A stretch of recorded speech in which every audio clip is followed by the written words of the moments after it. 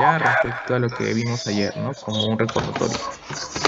Y tal vez interactuando con ustedes, ¿no? Para ver cómo va, ¿no? Si lo de ayer tal vez quedó un poquito más Recording in progress. entendido. Ok, bien. Receptores que ya fuimos viendo, ya tachamos de la lista, ya fue, ya fue. Y esta semana es esto, ¿no? Con actividad catalítica que algunos le ponen acoplados enzimas y los receptores para esteroides, ¿no? Antes de continuar, ¿tienen alguna pregunta existencial o podemos Oh, continuar? O sea, me refiero, ¿por qué no vivo? sé, por qué es así, por qué es así, no sé. Ah, Bien, si no, continuamos. por ahora no. Siento que ayer creo que estuve hablando muy rápido, efectos de la baja de glucosa y la alcalosis respiratoria de todo el día. Entonces vamos a hacerlo más lento, pero dirigido. Cuatro tipos de receptores. Bien, los más importantes que tienen actividad catalítica, ¿no? Pero si uno se pone a reflexionar en ellos, realmente no todos tienen actividad catalítica propia, ¿no? Hay algunos que dependen de otra proteína para tener actividad catalítica, pero en general se les conoce como los receptores con actividad catalítica. ¿Por qué? Porque suelen tener enzimas como estas secciones de acá, enzimas que son activadas al momento de la interacción con un ligando, ¿no? Viene el ligando, interactúa con el receptor. Eso activa a las enzimas que están en la parte más interna citosólica, ¿no? Y eso genera obviamente acciones biológicas. No pasa con todos los receptores, por eso es un grupo especial.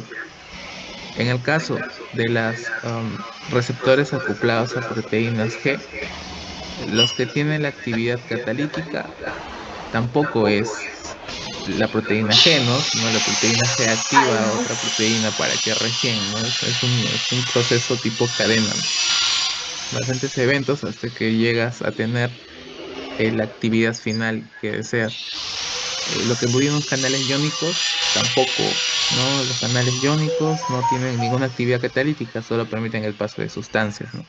Entonces, aquí es como ver a estos receptores como una enzima que necesita ser activada, ¿no? Bien, entonces, ayer ya vimos este grupo, ¿no? Los receptores Inicio con clase. actividad guanilata ciclasa. ¿Qué quiere decir? Que si yo activo a estos receptores, voy a activar la actividad enzimática que tienen interna, que es guanilata ciclasa, que hace que el GTP se transforme a GMP cíclico. Si yo activo estos receptores que tienen actividad serina treonina quinasa, también ya se me ocurre, ¿no? Ah, ya.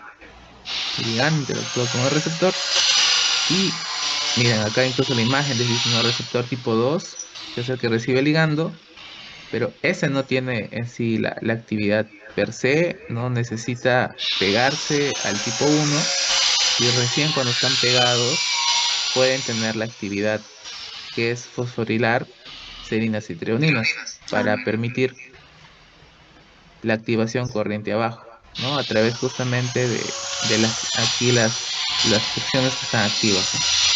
Fosforilado.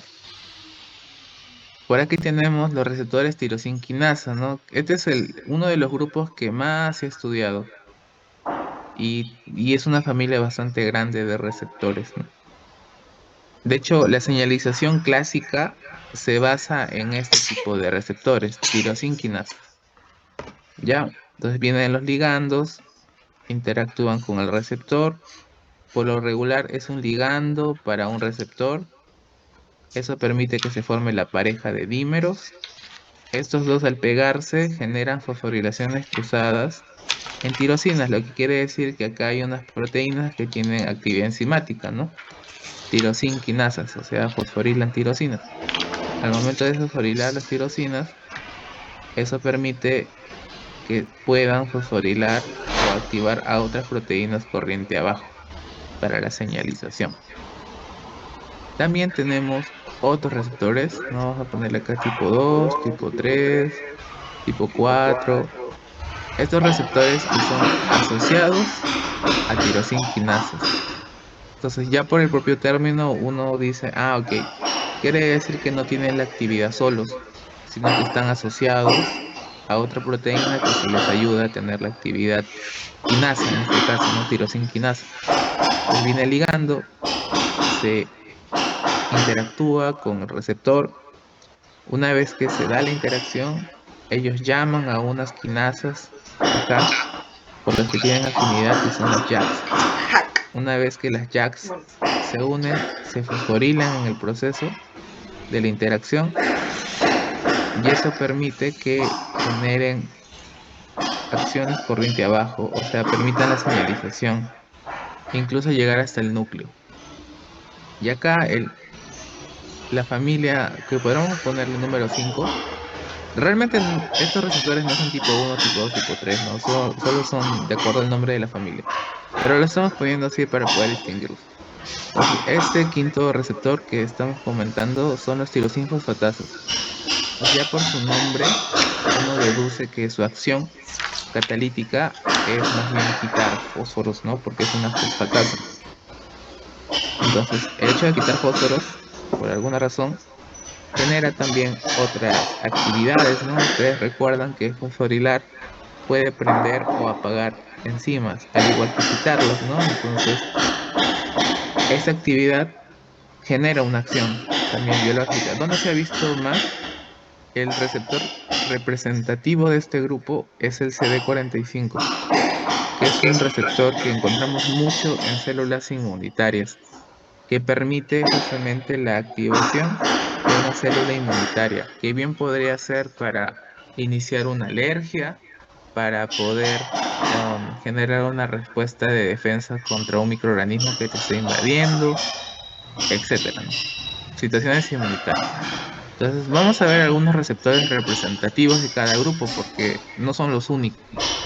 El representativo del grupo, el primero que estuvimos viendo, va a ser el receptor del péptido natriurético. Bien. Y dijimos que este receptor es el que aman los cardiólogos, ¿no? Lo aman los cardiólogos. Este receptor tipo 2, bueno, el serina trionina quinasa, su representante, ¿no? Uno de los más importantes, es el receptor del factor de crecimiento transformante beta. Así se llama el ligando, ¿no? Que lo activa. El TGF beta. ¿Ya? Ahora, este es el receptor que odian los cardiólogos. Serotonina, treonina, quinasa. Y ahí recuerdan más o menos por qué. Este receptor de aquí, uno de los representantes es la insulina, pero acá le ponen otro, ¿no? Factor de crecimiento neurotrófico, ¿no? El NGF. Pero también nosotros vamos a darle otro enfoque de más interés de la insulina, ¿ya? Porque es una sustancia que tiene contribución al metabolismo muy importante y es algo que usamos para muchas cosas en medicina. Aquí en tirosinquinasas, asociados a tirosinquinasas, aquí sí hay demasiado, no hay un representativo, hay muchos que son importantes y uno de ellos, pues el factor de crecimiento, ¿no? La hormona de crecimiento, el receptor de la hormona de crecimiento. Muy importante, ¿no? Y ustedes ya saben por qué. A algunos les faltó, a otros les sobró en determinado Perdón. momento, ¿no? Pero ahí está, la hormona de crecimiento, Mamá, su receptor. ayuda. Y acá ya vimos CD45. Ahora, de todos ellos, Me pues dijo va a que me haber más faltaban enfoque con receptores de los hormona de primeros cuatro, crecimiento. ¿no? El quinto, no tanto, dado de que su señalización no es simple, pero es más de inmuno. Así que lo vamos a dejar para que ustedes Tu lo vean micro más en el está mundo. Pero igual silenciado. lo vamos a presentar por ahí. Bien, ahora, estos receptores, ¿estoy en la diapo correcta? Antes de continuar y pensar que, Ya, ya, sí, ahora estoy en sí. la diapo correcta. Ahora sí. Ok. ¿Qué acciones tienen esos receptores con actividad No, catalítica, ya no he ¿no? Y sobre apagado, todo la no he activación quinasa, movido. porque es el enfoque, ¿no? Que le damos aquí, uno de los más importantes. Ah, ¿viste? Fue chama. Principalmente crecimiento, división celular, supervivencia. Ven ustedes que tienen una contribución importante a que el ciclo celular avance, a que haya mayor cantidad de células. Pero hay procesos que al momento de generar este fenómeno de manera continua, división celular, división celular, división celular, puede tornar en algo contraproducente, ¿no? Y tenemos el conocido cáncer.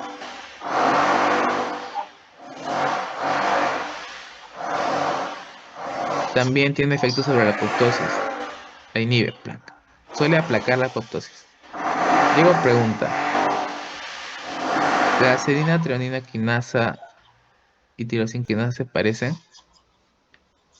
Es solo que uno de ellos, el receptor de serina, treonina, al momento de activarse, fosforilan a residuos de serina y treonina en otras proteínas. Y los tirosin quinasa fosforilan específicamente tirosinas en las proteínas. Fosforilarlos de esa manera hace que proteínas que les gusta las serinas y las treoninas fosforiladas vayan ahí, que son un grupo. Y las tirosin quinasas, hay proteínas que solo les gusta las tirosinas fosforiladas, entonces van ahí. Es como tus gustos por la comida, ¿no? Sobre todo para los que comen carne. Probablemente, si yo pregunto en este salón, ¿a quién le gusta su pollo a la brasa, parte pecho y parte pierna? Probablemente acá tengamos un grupo dividido, ¿no? El team pierna y el team pecho, ¿no? Es igual, son preferencias de acuerdo a tus gustos. Igual, hay enzimas que les gustan las serinas y treoninas fosforiladas, las ven más apetitosas, se unen mejor, hay más interacción. Y hay otros grupos de proteínas que les gusta las tirosin fosforiladas, ¿no? Las tirosinas fosforiladas. Y van ahí. Y de acuerdo a eso, pues generan la señalización corriente abajo. Con corriente abajo me refiero a todos los mensajeros que continúan u otras proteínas para desencadenar la actividad final o la respuesta biológica. Bien. Inflamación. También, ¿no? Estos receptores suelen estar involucrados en el proceso de inflamación. Migración de células, también. Unión a matriz celular, también. Respuesta inmunológica, por supuesto, ¿no? Como ya habíamos comentado, el CD45 sobre todo, ¿no? Que es un receptor muy importante. Ahora, tal vez haciendo preguntas un poco existenciales, ¿alguno de ustedes sabe por qué le pusieron cáncer al cáncer? ¿O dónde más han escuchado cáncer? Que no sea en salud. Signos del zodiaco. Signo del zodiaco, ¿no? ¿Y cáncer qué Ah, representa? O sea, ¿qué especie de símbolo o algo así? O figura o algo. Cangrejo. Ajá. Bueno, se me hace difícil. De hecho, se me hace difícil dibujar el cangrejo. De hecho, me va a parecer más una araña, creo que un cangrejo. Ya, parece una araña, pero es un cangrejo, ya. Entonces, sí. Siempre han representado al cáncer con el nadie símbolo te del escucha cangrejo, nada. ya. Y bueno, zodiacalmente yo no sé por qué, pero también de ese concepto salió la idea de representar esto a los tumores, ¿no? De hecho, el término griego más antiguo para referirse a esto era carquinos, ¿no? Con K, ¿no? Carquinos. Carquinos, cangrejo, es un término muy común que vas a escuchar también en el hospital. Si miras a un paciente que tiene su tumor, eh, ahí tiene su cangrejo, ¿no? Es otra manera de escucharlo en la jerga médica, ¿no? Y es porque los tumores, al momento de generar, ¿no? Ahí la masa, generan un montón de vasos sanguíneos. O sea, vasos sanguíneos son tantos que parece que fueran así como patitas de cangrejo, ¿no? Que están generando por todo lado, ¿no? ¿Por qué? Porque al tumor le encanta generar un fenómeno que se llama la angiogénesis. Los tumores son células egoístas. No quieren que nadie coma y ellos quieren comerse todita la comida del entorno, ¿no? Entonces se roban la comida de los demás. Si por acá hay un pobre hígado que las cosas tiene para hacer el metabolismo y el ciclo de Krebs, le roban toda su sangre porque dicen, no, yo necesito comer. Y lo peor es que bota basura. Y esa basura genera daño. Y lo peor es que no queda ahí. Aumentan y siguen creciendo. Y quieren más comida y botan más basura y no limpian nada, ¿no? Son terribles. Pero bueno, de ahí salió la palabra el cangrejito, ¿no? Cangrejito, ¿tienes un cangrejo? Ah, tienes un tumor. Famoso Carquinos. Bien, y estos receptores son muy importantes porque en cáncer, de hecho, muchos de estos receptores están muy activos en un cáncer y su función es hacer que esa célula prolifere, prolifere, prolifere.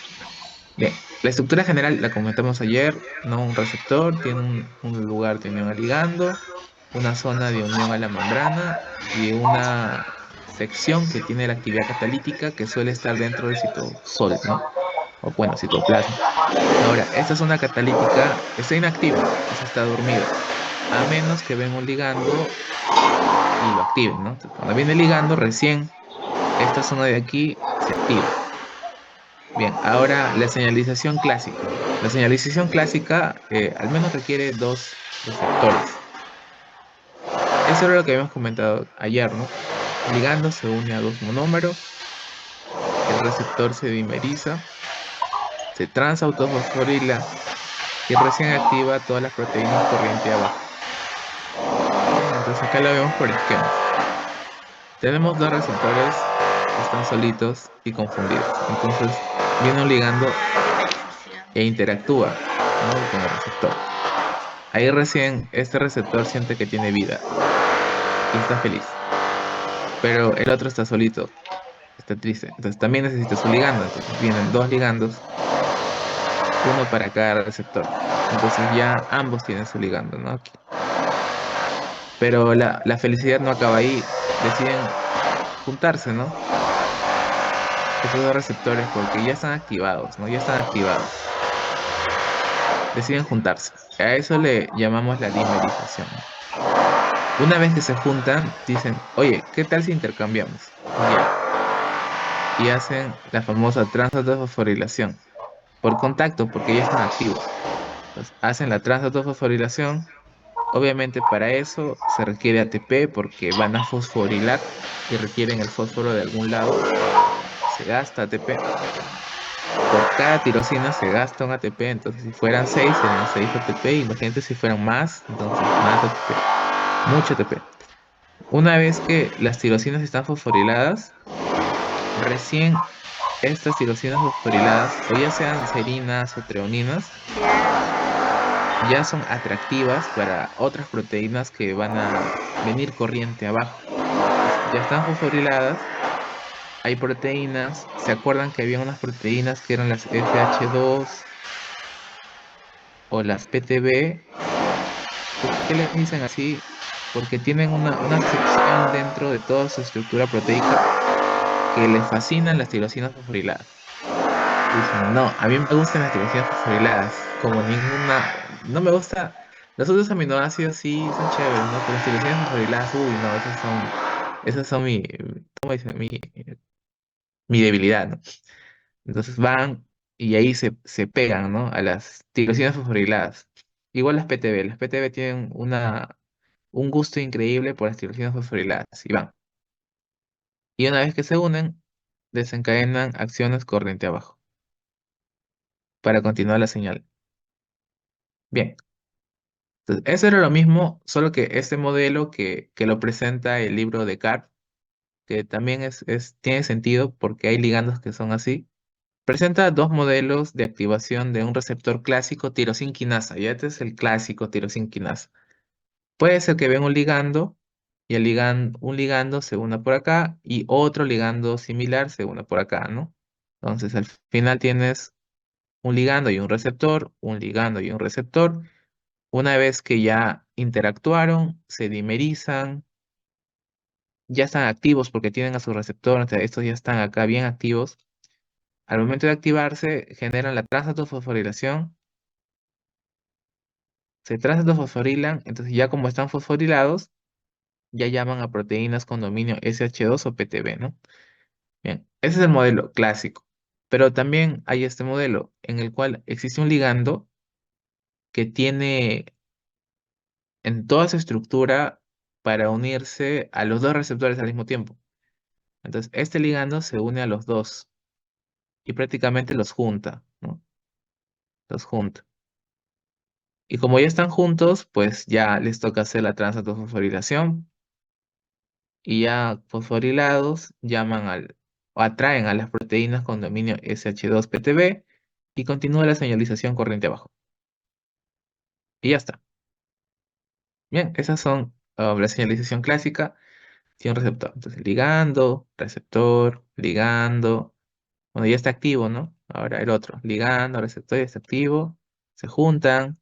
Entonces, no pueden resistir y se transatofosforilan, ¿no? Entonces, las tirosinas se fosforilan y ahí eso llama a las proteínas con dominio SH2 y las PTB. Creo que eso debería estar más juntita, ¿no? Pero ahí las dos se juntan y ya continúa la señalización corriente abajo. Tan solo recordando que las proteínas SH2, su nombre surgió por este término, ¿no? Que son proteínas de homología al, a uno de los componentes proteicos del virus de sarcoma de Rose, ¿no? El SRC.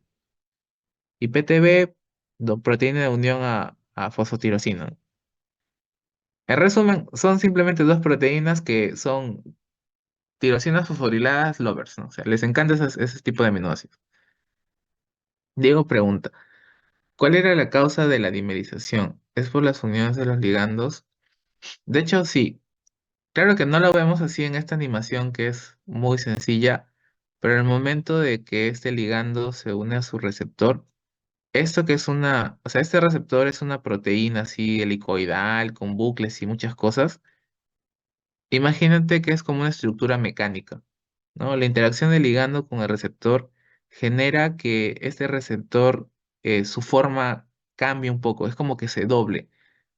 Ahora, resulta que si tú expones algunos bucles, ¿no? Algunos bucles por ahí y también por acá otro bucle, tú puedes generar atracción molecular, ¿no? Porque este bucle puede tener aminoácidos que tienen interacciones fuertes con lo de acá. Entonces se llaman como por una especie de magnetismo, ¿no? Porque así funcionan las uniones moleculares. Por fenómenos eléctricos se llaman, ¿no? Es como decir, tal vez los aminoácidos de este bucle de este lado son de carga positiva y los de acá son de carga negativa. Entonces se van a atraer electrodinámicamente y electrostáticamente, entonces al final van a terminar pegándose, ¿no? Por un fenómeno. De hecho, comprender los conceptos de electricidad, electrostática, electrodinámica y magnetismo te ayuda a entender por qué estas cosas pasan, a fin de cuentas, ¿no? La esencia de la biofísica te ayuda a explicar esto más a fondo, con más detalle. Bien, bien. Ajá, ajá, ya continuamos. Areli pregunta, ¿y en los otros tipos de receptores también ocurre la transatofosforilación? No necesariamente. Justamente por eso estaba aclarando al inicio que esta es la señalización del clásico, el primer receptor que se estudió más, que es el tirosinquinasa. Entonces, este es el clásico tirosinquinasa. Y por eso después explicamos un poco de los demás, ¿no? Para ver las diferencias. Bien, Areli, por tu pregunta. Entonces, eso era lo que habíamos comentado ayer también acerca de las proteínas, ahí está, de las proteínas PTB y SH2. Estas proteínas tienen secuencias de aminoácidos que por ahí les gusta, o sea, estas secuencias, no digamos que de acá, les gusta unirse a patrones en proteínas que tienen una secuencia específica. Estas Rs representan digamos, un aminoácido random. La cosa es que por ahí si tiene una tirosina, porque la Y representa tirosinas, una tirosina fosforilada, uy, ya le gusta el PTB, ¿no? Entonces, el PTB le gusta así. Aminoácido random, random, random, tirosina fosforilada. En cambio al SH2 no le gusta así. Al SH2 le gusta tirosina fosforilada, proteína random, random, random. Entonces, cada uno tiene sus gustos, ¿no? Y estas proteínas tienen esos gustos. Ahora, estos otros dominios, SH3, PH, son para otro tipo de secuencias, ¿no? Por ejemplo, este es SH3 les gusta unirse a este tipo de aminoácidos con la secuencia también random, random, random, random. por acá una prolina, ranoprolina y así, ¿no? O por acá estas pH que les gusta unirse a proteínas y lípidos, ¿no? Pero más nos enfocamos a las que habíamos comentado por acá, para la temática. Bien, creo que ya les quedó claro, o al menos más o menos claro, de qué es una proteína adaptadora y qué es una proteína acopladora. ¿Se acuerdan qué era una proteína adaptadora?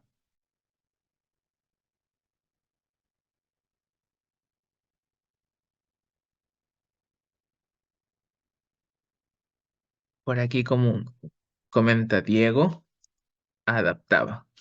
Sí, es como un adaptador de enchufe, como dice Rodrigo Álvarez. Sí, es correcto, ¿no? Entonces, la manera más sencilla de verlo es literalmente como un adaptador, como lo que les comentaba, ¿no? Tienes acá un enchufe de entradas redondas, tal vez, y tú tienes tu equipo que tiene las entradas así como planas, ¿no? Y entonces no va a entrar. Pero si usas un adaptador, ¿no? Que tiene entrada plana y saca por acá su entrada redonda, entonces ya lo consigues, ¿no? Entonces el adaptador te ayuda, ¿no? Para que puedas hacer la conexión. Entonces, lo mismo pasa con estas, hay proteínas que tienen, digamos, así como entradas planas y no pueden llegar acá porque acá está el fluido eléctrico, ¿no? Necesitan activarse. Entonces no pueden porque no tienen la entrada correcta, no pueden llegar de acá a acá. Pero sí lo pueden hacer a través de un adaptador, ¿no? El adaptador les permite conectarse a la señal para que ellos puedan también activarse y continuar todo, ¿no? El proceso. Esa es la idea. Ah, y las proteínas de acoplamiento era como ver una extensión, ¿no? Tal vez tú necesitas que esta proteína tenga más entradas por alguna razón, para más señales, ¿no? Entonces puedes colocarle una proteína este, de acoplamiento para generar más entraditas para que todos puedan tener ahí su activación de señal. Bien, entonces veo que eso sí les quedó bastante claro. Bien. Ahora, ¿qué otras proteínas pueden ser activadas por estos receptores que tienen actividad catalítica? Puedes activar también factores de transcripción, ¿no? Algunos que son monómeros, otros que son dímeros. Y ya recuerdan que los factores de transcripción van hasta el ADN y permiten la expresión de genes. Y los más comunes es la activación de enzimas directas que tienen estos receptores. Por ejemplo, quinasas, fosfatasas, de hecho fosfolipasas también y otros más, ¿no? De hecho, la señalización de estos receptores se extiende más allá. Incluso pueden activar algunos tipos de proteínas G específicas, ¿no? Y también GTPasas, ¿no? Y demás. Así que el detalle de esto es un poco más complejo, ¿no? Pero estamos yendo a las señales más relevantes para entender la fisiología. Ya de ahí el interés de ustedes les llevará pues a escudriñar un poquito más la extensión de todo esto. Bien, factores de transcripción. Estos factores de transcripción son los más frecuentes. Ya, por ejemplo, los STATs. Entonces, si un receptor con actividad catalítica a través de toda su señalización activa un STAT, los STATs, que bueno, actualmente ya no me acuerdo cómo era el nombre completo, Signal Transducer, no me acuerdo qué, pero al final son factores de transcripción que les gustan dimerizarse y como dímeros van hasta el núcleo y permiten la expresión genética de muchas cosas. Entonces, este evento puede pasar. La mayoría de estos receptores activa enzimas. Por ejemplo, esta enzima es muy importante para el proceso de activación, la fosfolipasa C-gamma. ¿Ustedes se acuerdan que había una fosfolipasa C-beta? Pues la fosfolipasa C-gamma también actúa de manera similar. Por acá, una señalización que también vamos a aprender, que es activar a la enzima fosfoinositol 3 quinasa, que tiene una señalización importante. Bien. Entonces, eso es lo que habíamos comentado, tal vez ya con un receptor representativo. Acá el factor de crecimiento epidérmico que interactúa sobre su receptor de crecimiento epidérmico, que tiene actividad para poder llamar a factores de transcripción que son los STATs. Estos stats se dimerizan, van hacia el núcleo y permiten la activación de expresión de genes que van a terminar siendo proteínas de interés para la regeneración, por ejemplo, del tejido epitelial, ¿no? Después de una herida. Factor de crecimiento epidérmico, ¿no? Aquí también, solo que con un poco más de detalle, ¿no? Para poder activar a los stats, tú requieres unas proteínas. Las principales son los JAKs. Acá hay otro tipo, ¿no? Pero los principales son los JAKs. Los JAKs activan a los stats y los stats dimerizados de diferentes tipos, porque hay diferentes stats, van hacia el núcleo y permiten la expresión genética. Ese es un tipo, ¿no? Aquí igual, ¿no? Viendo, empieza ese receptor de leptina, ¿no? Que es un regulador del apetito. Cuando tienes am, poca masa grasa, produces baja leptina y por lo tanto eso te estimula el apetito, ¿no? Pues si tienes bastante grasa corporal, se supone de que tú botas más leptina porque el tejido graso bota leptina y esa leptina va al receptor y hace que tú ya no tengas hambre. Esa es la función de la leptina. Si tengo mucha grasa, ¿para qué necesito más entradas? Voy a bajar el hambre y ya no voy a comer porque tengo mucho. Y al momento de activarse este receptor, vemos de que es toda una señalización tirosinquinasa o con actividad catalítica, ¿no? Esta proteína interactúa con su receptor, llama a los JAKs. Los JAKs tienen algunas proteínas intermedias, pero lo que importa es que por aquí van a activar algunos stats, el stat 5 y el stat 3, y van a ir dimerizados hasta el núcleo y van a permitir la expresión genética. Pero también se ha visto señalizaciones no canónicas, ¿no? O sea, no usuales, ¿no? Como por ejemplo activar PI3K y demás cosas, ¿no? Aquí es donde la señalización se vuelve más compleja porque dices, y al final, ¿cómo es la activación de esta proteína? Y resulta que son varias redes de señales, ¿no? Pero siempre una de ellas es la más importante y es en la cual nos vamos a enfocar más, ¿no? Aquí es más de lo mismo. Aquí ayer les comenté que al menos en tirosinquinasas hay algunas señales que es muy importante que se acuerden, ¿no? Y que las vamos a revisar bastante, ¿no? La señalización por acá, RAS-MAP quinasas, y este es uno. Y acá sale uno. Uno, RAS-MAP quinasas. Dos, PI3K, ¿no? Eso también lo vamos a estudiar. Es muy importante que se acuerden cómo son estas señalizaciones. PI3K. Tres, fosfolipasa C gamma, ¿no? PLC gamma. Y cuatro, activación JAK stats, ¿no? Entonces serían acá los JAK con los stats. Son cuatro señalizaciones de la tirosinquinasa que tenemos que tenerlo claro para entender. Y esto realmente es muy interesante porque ya cuando a ustedes les toque revisar histología, morfofisio de algún sistema que necesite ver esto como piel y osteo. De hecho, bastantes tocan, o sea, bastantes sistemas que van a ver adelante, cuando empiecen a leer, van a encontrar esta cosa involucrada en el proceso. Se le va a hacer muy familiar, ¿no? Ah, ya entendí, activa RAS, activa P3K, activa tal cosa. Bien, entonces eso supuestamente era la primera clase. Y ahora, la segunda clase que prácticamente era solo una aplicación, ¿no? Y empezábamos a ver de todos los tipos, el primero y el segundo.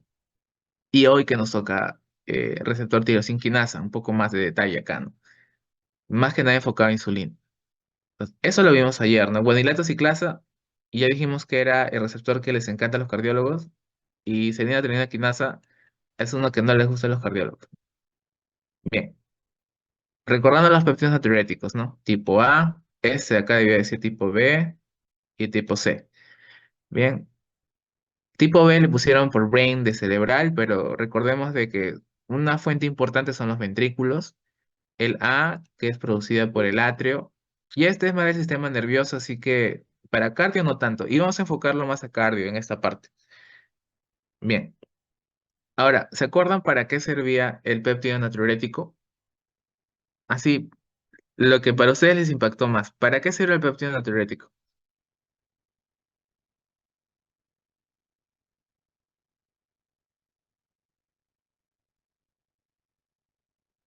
si alguien te dice, oye, ¿el péptido natriurético es bueno o es malo? Ah, sí, es bueno, pero ¿para qué, no? Jeremy comenta para bajar la presión. Ajá. Diego comenta, es un ligando, por supuesto. Entonces, de manera operativa, podemos decir, sí, el péptido natriurético baja la presión arterial. Y por eso es bueno. Sobre todo bueno en los que tienen la presión arterial alta, ¿no? Pero en general es un regulador de la presión arterial. Bien, ¿cómo funcionaba? Pues bueno, es un ligando que tiene receptores. Pero, ¿qué receptores tiene? Receptores con actividad guanilato ciclasa, ¿no? Entonces, hacen que el GTP se transforme en GMP cíclico. El GMP cíclico activa la PKG. Esta PKG va a fosforilar proteínas de interés, por ejemplo, en los músculos, diferentes músculos lisos, estriados, incluso cardíacos, al fosfolambán. El fosfolambán es una proteína reguladora de cerca, que es un transportador de calcio. Entonces, al momento de fosforilarlo, va a permitir que el calcio ingrese y se guarde dentro del retículo sarcoplasmático, si es en el caso de los músculos, ¿no? O retículos endoplasmáticos, ¿no? Que en general es. Bien, y si guardas el calcio, pues baja el calcio dentro del citosol y las contracciones musculares van a disminuir. Va a haber una tendencia a la relajación muscular. Aparte que PKG también le gusta bulear al canal de calcio, al tipo L, y ya no entra más calcio. Entonces, por todo lado bajas el calcio. Bien, ahora, se ha visto que también se puede activar, por aquí hay una pregunta, dice dilatación de vasos. Ajá, uno de los efectos es la vasodilatación y eso es importante. Ahora, el péptido natriurético tipo B también puede ser activado, al menos su actividad catalítica de transformar GTP a GMP cíclico por un componente interesante, que es el óxido nítrico. Y el óxido nítrico se forma a través de una enzima que es la óxido nítrico sinteasa.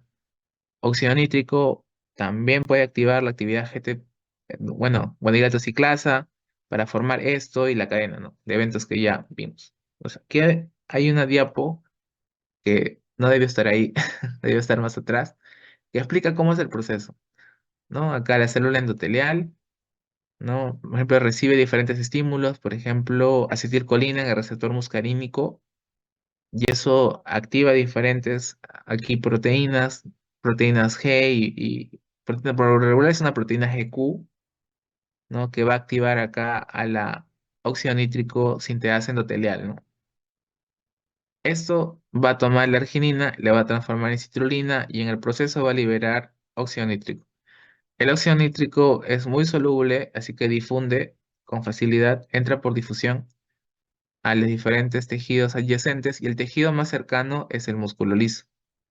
Por lo tanto, va a entrar al músculo liso.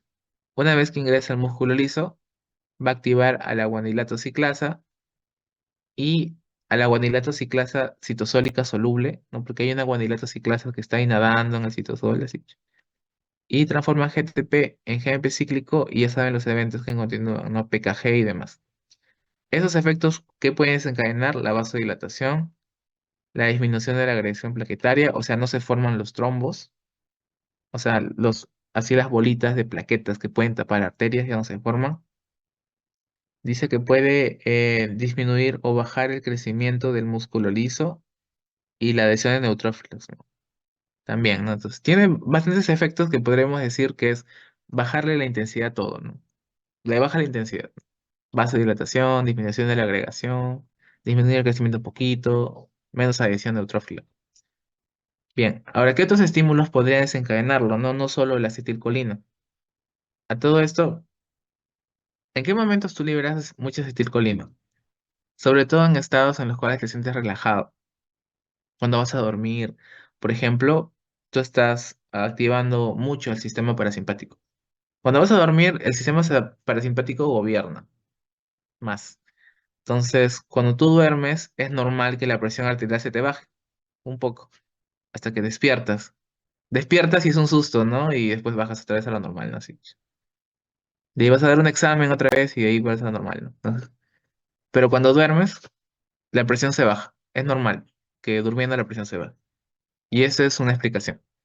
Ahora, heart stress o daño, digamos, ¿no? De cizalla o un golpe, ¿no? Podría desencadenar también este evento.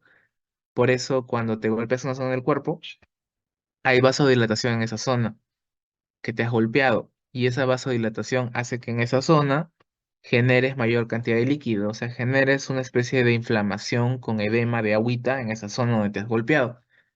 Y las bradykininas, que también son otros péptidos que pueden estimular este fenómeno. Por ejemplo, cuando te enfermas, te da una faringitis, las células adyacentes a la mucosa producen bradicininas, producto del daño que genera la inflamación del proceso, ¿no? Que puede ser un virus, ¿no? Una faringitis viral. Esa bradicinina produce efectos como inflamación mediada mayor vasodilatación de la zona y también tos, ¿no? Entonces, este es uno de los responsables de la tos. Ok, entonces ya vimos, ¿no? Era un recordatorio nada más de lo anterior y ya recuerdan los efectos, ¿no? Finales, ¿no? Sobre la presión arterial. Aunque me gustaría preguntárselos, ¿no?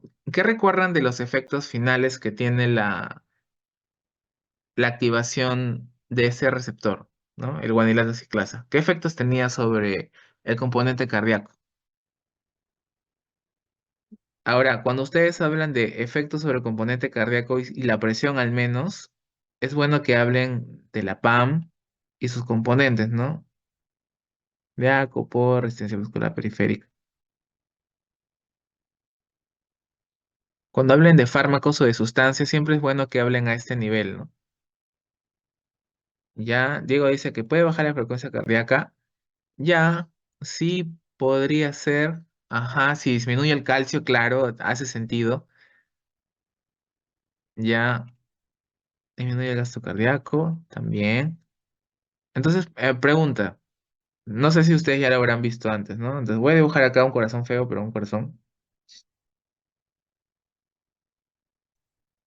¿Ya? Así está el corazón echadito, ¿no? La parte inferior da así. Esta es la aurícula derecha con su nodo sinusal y este es el nodo auriculoventricular. Bien, las fibras de Purkinje, ¿no? Las de His, fibras de Purkinje. Ya.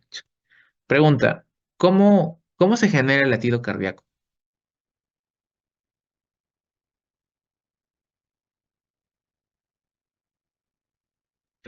¿Le han explicado a alguno de ustedes cómo se genera el latido cardíaco?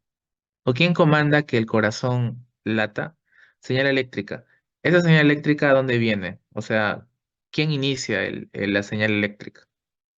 Debe haber alguna célula en el nodo sinusal. Bien, entonces nodo sinusal es como el marcapaso, el que le dice, te vas a contraer, ¿no? Envía la señal eléctrica como dice Hannah. Pero, ¿cómo es que este tejido empieza la señal eléctrica? ¿Cómo es que gana electricidad? ¿Se les ocurre algo?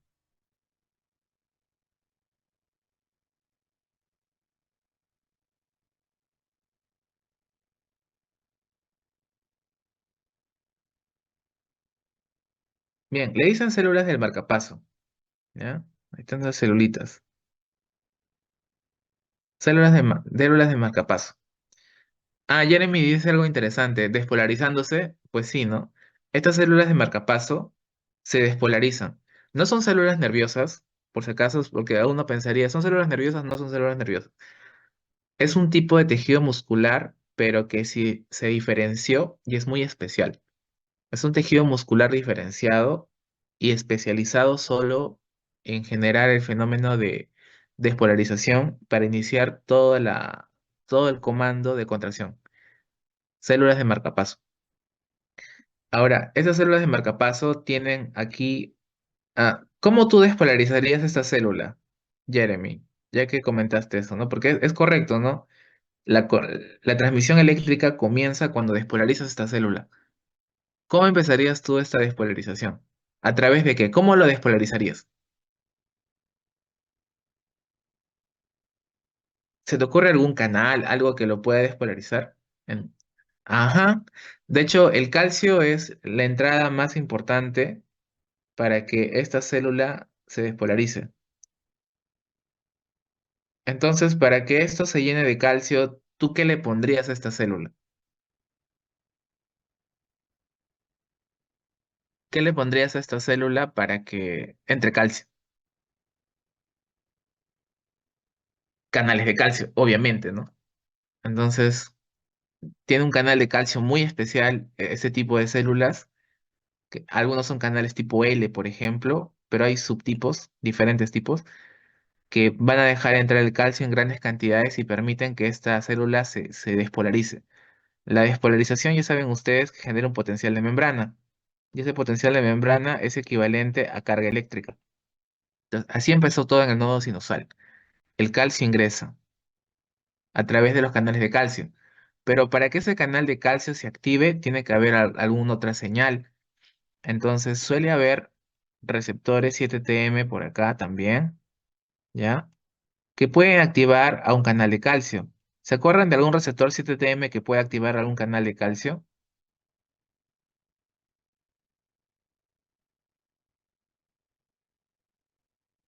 ¿O alguna de las proteínas G que puede activar un canal de calcio? GQ, Escudo. ya. GQ puede promover que el calcio se libere, pero se ha visto que los GS pueden activar directamente canales de calcio, ¿ya? El GQ promueve que se libere el calcio, que se suelte el calcio, ¿no? Pero los GS pueden hacer activación directa. Entonces, hay receptores G así que tienen proteínas GS em, aquí que activan el canal de calcio y empiezan. Entonces, acá la pregunta es entonces, ¿qué sustancia viene y activa este receptor para que empiece todo este proceso, ¿no? Entonces uno diría, ¿qué receptor podría ser? Pues, ¿no? Que active, que sea un GS y que active todo. Entonces, ustedes no lo han visto todavía porque esa era clase del miércoles, pero acá en el corazón hay un receptor que es el beta 1, ¿ya? Beta 1 adrenérgico. Ese beta 1 adrenérgico, según la mnemotecnia, bueno, mi mnemotecnia, que es Kiss con Q, ¿no? Kiss. Alfa 1 es Q, alfa 2 es I, y todos los betas, beta 1, beta 2 y beta 3, todos son S. Entonces, beta 1 que está en el corazón es un GS. Si es un GS, puede permitir la entrada de calcio y activar AMP cíclico por acá y otras proteínas, ¿no? Esto inicia el latido acá en el nodo sinusal y eso comanda que todo el corazón se contraiga. Bien, y mientras yo ingrese más calcio, ¿qué significa? Que el corazón va a latir más rápido. Esto puede aumentar la frecuencia cardíaca o disminuirla. Ahora, si yo libero óxido nítrico en esta zona o activo la guanilato ciclasa, ¿qué es lo que va a pasar con esta célula? Que estaba chill porque tenía bastante calcio y eso aumenta la frecuencia porque envía más señales de despolarización. ¿Qué pasaría? Se bloquean los canales de calcio, ¿no? Por la PKG. Ajá. Y aparte hace que todo el calcio interno se guarde. Y al final, ¿qué va a pasar con esta célula? Se hiperpolariza, ¿no? Entonces, la célula se hiperpolariza y se va a dormir. Y si tú provocas eso en una célula que es un marcapaso, ¿qué vas a hacer con esta célula? ¿Qué va a pasar con la frecuencia cardíaca? Disminuirá, doctor. Disminuye. Ahora, hay algo en cardiología que se llama la ley de Frank-Starling. ¿Qué dice la ley de Frank-Starling? Si tú la frecuencia cardíaca la disminuyes, la fuerza de contracción, o sea, la contractibilidad también la disminuyes. O sea que la fuerza de contracción es directamente proporcional a la frecuencia cardíaca. Si yo aumento la frecuencia cardíaca, aumento la fuerza de contracción. Y si la disminuyo, disminuye la fuerza de contracción. Entonces, aquí el gasto cardíaco estaba supeditado a tres componentes, ¿no? La contractibilidad, la poscarga y la precarga, ¿no? Entonces, aquí tenemos algo muy importante, ¿no? la activación de este receptor impacta en la contractibilidad porque disminuye la frecuencia cardíaca también, ¿no? Además, recuerden de que esto el volumen, claro, este es el volumen sistólico que está supeditado por esto, y este volumen sistólico está multiplicado por la frecuencia cardíaca, ¿no? Eso daba el gasto cardíaco. Ahora, si yo disminuyo la frecuencia cardíaca, también afecta el gasto cardíaco. Y si yo disminuyo la contractibilidad, también afecta el gasto cardíaco. Entonces, por todo lado, esta activación está disminuyendo al final la presión arterial. Y además, ¿qué hace con la resistencia vascular periférica este fenómeno? ¿Se acuerdan? Disminuye o aumenta la resistencia vascular periférica. Disminuye. Entonces, como disminuye la resistencia vascular periférica porque hace vasodilatación, el óxido nítrico dirigido por el GMP cíclico y al final la PKG. Al final podríamos decir que el responsable de todo esto es la PKG. Entonces, la PKG hace vasodilatación y disminuye. Entonces, por todo lado estamos disminuyendo la presión arterial. Ujú. Entonces, ven todo el contexto, ¿no? Y es bueno que lo vean así, porque al momento de dar un medicamento, es bueno comentar para entender el proceso. Ok, mi medicamento va a impactar en la contractibilidad, en la frecuencia cardíaca, en la resistencia vascular, en la poscarga, en la precarga, etcétera. Porque al final eso nos importa del fenómeno de la presión arterial. Ah, sí, ahí Diego hace una analogía, ¿no? La PKG hace como lo contrario de la PKA, más o menos, al menos en el tema de calcio. Pero si lo ves como una especie de antagonista, o sea, claro, la GI hace lo contrario de la GS, ¿no? Así, más directo, ¿no? Sobre la PKA porque inhibe todo desde arriba. Bien, ok. Pregunta, ¿esto está quedando más claro? Porque realmente a mí me interesa que lo entiendan desde atrás, desde el proceso inicial, ¿no? Para que después hagan la conexión integrada, porque lo que importa es que todo esto tenga una conexión integrada, ¿no? Para poder explicar un fenómeno. Queda un poquito más claro tal vez así, con el latido y demás. Lo importante es que lo razonen, que hagan su conexión ahí. Bien, y entonces con lo comentado, ahora tiene un poco más de sentido, ¿no? Todo esto que hemos dicho por acá. Los péptidos natriuréticos que activan esos receptores guanilato ciclasa, que al final lo que hacen es activar una PKG. Esta PKG va a permitir la vasodilatación y eso disminuye la presión arterial, pero también tiene por acá una contribución. Dijimos que disminuye la liberación de aldosterona, ¿no? Y uno diría, ¿y por qué? Porque las células que están por acá de la glándula suprarrenal, para poder secretar aldosterona, requieren que las vesículas tengan calcio para la excreción, ¿no? De vesículas con aldosterona. Entonces tiene sentido. Si es que disminuye el calcio, disminuye la secreción de vesículas, ¿no? Entonces también por acá tiene otra contribución. También hace que se genere la natriuresis, ¿no? O sea, que se elimine agua con sodio. Y eso es directamente proporcional al tema de bajar aldosterona, ¿ya? Porque la aldosterona más bien retiene agua y sodio. Ahora, por acá arriba, a nivel central, como disminuye que el calcio, y el calcio es importante para la secreción de vesículas, también no va a haber secreción de vesículas con vasopresina, que es una hormona peptídica, o sea, es un péptido que hace vasoconstricción. Su nombre justamente es vasoconstricción, vasopresin, y también se le conoce como la hormona antidiurética o ADH. Entonces, también es una hormona que regula la ingesta de agua. Si hay menos de esto, tú vas a orinar más también, ¿no?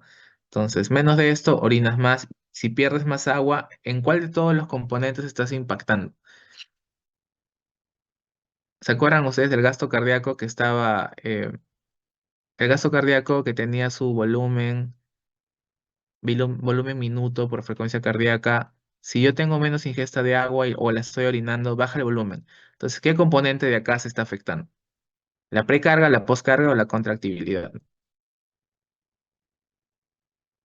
La precarga, ¿no? Bien. Bien, chicos, con lo que ustedes me están contestando, ya están más o menos como parecido al doctor Peña. Doctor Peña sabe que esto impacta sobre la precarga, esto impacta sobre tal cosa, como si ya, pues no. Hablarlo así realmente es muy bonito porque denota que ustedes ya lo están asociando. Bien, así que no, no le tengan miedo al doctor Peña. Es cosa nada más que tengan los conceptos claros. Con eso ya lo pasean al doctor Peña. Es bien chévere. Yo me acuerdo que alguna vez preguntó, no sé qué, algo de un tema que yo había leído. Le dije, sí, doctor, son las células tronco, ¿no? Y parece que era un nombre que él no conocía de células madre, ¿no? Entonces, sí, se quedó como que, qué chévere, ¿no? Nos tenía fe a mi salón, nos tenía fe. Bien, ok. Entonces, bueno, eso ya lo vimos, ya lo vimos, ya lo vimos. Sería treonina quinasas, ¿no? Me parece que esto había quedado bastante claro, pero igual, ¿no? El ligando principal del que vamos a ver es factor de crecimiento transformante beta. Ya es un trabalenguas, pero así es el nombre de este factor de crecimiento. Este factor de crecimiento tiene su receptor. Obviamente el receptor es similar al nombre del ligando, es el receptor del factor de crecimiento transformante beta. Este ligando interactúa con su receptor tipo 2, recibe ligando, y ellos como tienen serina treonina quinasa como actividad, para poder tener la actividad final tiene que juntarse el tipo 1 con el tipo 2 porque el tipo 1 es el que lleva la actividad corriente abajo. ¿Ya? Pues acá hacen las fosforilaciones serinas y treoninas, eso llama a los SMATs. Los SMATs se fosforilan, por lo regular son SMATs de tipo 2, 3, ¿ya? Ellos se juntan con los SMAT4 y recién juntos pueden ir hasta el núcleo y permitir la expresión genética. Ya, esa es la señalización general de estos receptores. Aquí lo mismo, solo que denotamos qué tipo de expresión o qué sustancias son las que salen después de la expresión genética, ¿no? Acá todos los factores de transcripción, iniciación, todo lo demás que han visto ya en genes. Por ejemplo, integrinas, que son proteínas de adición, colágeno, fibronectina y demás componentes que van a formar el fenómeno conocido como fibrosis. Entonces, recordamos que la fibrosis es un fenómeno que la verdad que a veces no nos gusta en general porque si bien es bueno para llenar huecos de heridas, por ejemplo, tú te haces una herida en el brazo y estás sangrando, ¿no? Entonces vienen las plaquetas tratando de llenar este hueco, se detiene el sangrado, después forman fibras así de coagulación y se forma una costra, pero esa costra no va a durar toda la vida, pues, ¿no? O sea, cuando te haces una herida no estás toda tu vida con la costra, ¿no? Se supone que por debajo se tiene que regenerar la piel, pero a veces la regeneración no es perfecta. Entonces se llenan los espacios vacíos que no se pueden reparar con colágeno, ¿no? Se llena con fibras de colágeno, ¿no? O sea, por un fenómeno como de fibrosis, ¿no? Entonces, esas fibras de colágeno al final son pequeñas, ¿no? Ya no te queda la marca, o sea, ya no es como antes, ¿no? La herida grandaza, ¿no? Sino te puede quedar una pequeña cicatriz, ¿no? Y eso es lo que realmente la piel al final no pudo regenerar, ¿no? Y te queda ahí tu cicatriz de por vida, ¿no? Y esas cicatrices no pueden estar solo en el brazo, ¿no? Pueden estar también tal vez en el corazón, ¿no? Y ese es el problema, ¿no? O en algún tejido, ¿no? El hígado también se puede fibrosar el pulmón, ¿no? Que eso es también terrible porque ya no funciona como debe ser. Pero uno que no les gusta a los cardiólogos es pues que se fibrose el corazón, ¿no? Entonces, si por alguna razón el corazoncito, siempre lo dibujo así porque en realidad está así, ¿eh? El corazón está así como sentado y la cara posterior siempre está mirando abajo. Bien. Ahora, ese corazoncito sufre un infarto y por lo regular suele ser un infarto ventricular, ¿no? Entonces, por acá se le muere todo esto, ¿no? Que es muy común que se muera una parte o la base, ¿no? Del corazón se muere. Se murió eso y ¿qué hacen? Pues bueno, no podemos regenerar células musculares. Eso es terrible, ¿no? Pierdes músculo y lo perdiste, por si acaso. Igual que si pierdes neuronas, las perdiste. Ya fue. Pero ¿cómo lo rellena el cuerpo? Bueno, lo llena con fibroblastos y los fibroblastos van a producir un fenómeno de fibrosis, ¿no? Y todo está comandado por estos fenómenos, ese receptor y todo lo demás. Y esto ahora, que antes era músculo, es rellenado por una capa de colágeno y estructuras similares a todo lo que hemos comentado acá, fibronectina, colágeno y demás, que al final es como una fibrosis. Y cuando la señal del nodo sinusal genera la despolarización que va a ir al nodo auriculoventricular y después va a pasar a las fibras de las de His, y se supone que eso debería comandar que este músculo importante ventricular se contraiga. Cuando pase por esta zona de fibrosis, ¿qué creen que va a pasar? Las zonas de fibrosis ya no son tan despolarizables. Entonces, ¿qué creen que va a pasar con este corazoncito? Infartado. No se va a contraer de la misma forma. Entonces, imagínense, tienes todo este corazón, pero esta parte ya no se contrae. Si esa parte ya no se contrae, ¿qué perdiste dentro de toda la fórmula? Obviamente el gasto cardíaco se va a afectar, pero el gasto cardíaco tenía su volumen minuto por frecuencia cardíaca. La frecuencia puede ser que no varíe, porque total se está mandando la señal. Pero ¿qué podría variar acá? La Tenemos posca. la poscarga se puede dañar. ¿Qué más? No, la poscarga no tanto, ¿ah? La poscarga no. Tampoco la precarga, obviamente. La poscarga, recuerden que es la presión que debe vencer para que salga a la sangre del corazón. Entonces, ¿qué creen que se podría dañar? La contractibilidad, ¿no? Claro, porque depende de el músculo si se puede contraer bien. Y acá ya no se va a contraer, entonces la contractibilidad está afectada. Y al final, si alguno de estos se afecta, va a afectar ¿en qué? En el volumen que sale del corazón, porque ya no va a salir como debe ser. Y esto va a afectar al gasto cardíaco. Y eso al final va a terminar afectando a la presión arterial media, ¿no? A la PAM. Ahora, ustedes dirían, pero eso es bueno, profe, porque al final va a bajar la PAM, ¿no? Pero no tan bueno, sobre todo cuando ya eres más anciano, porque si no tienes buena PAM, ¿se acuerdan la presión arterial media que nos decía? O sea, un significado clínico que tenemos de la presión arterial media.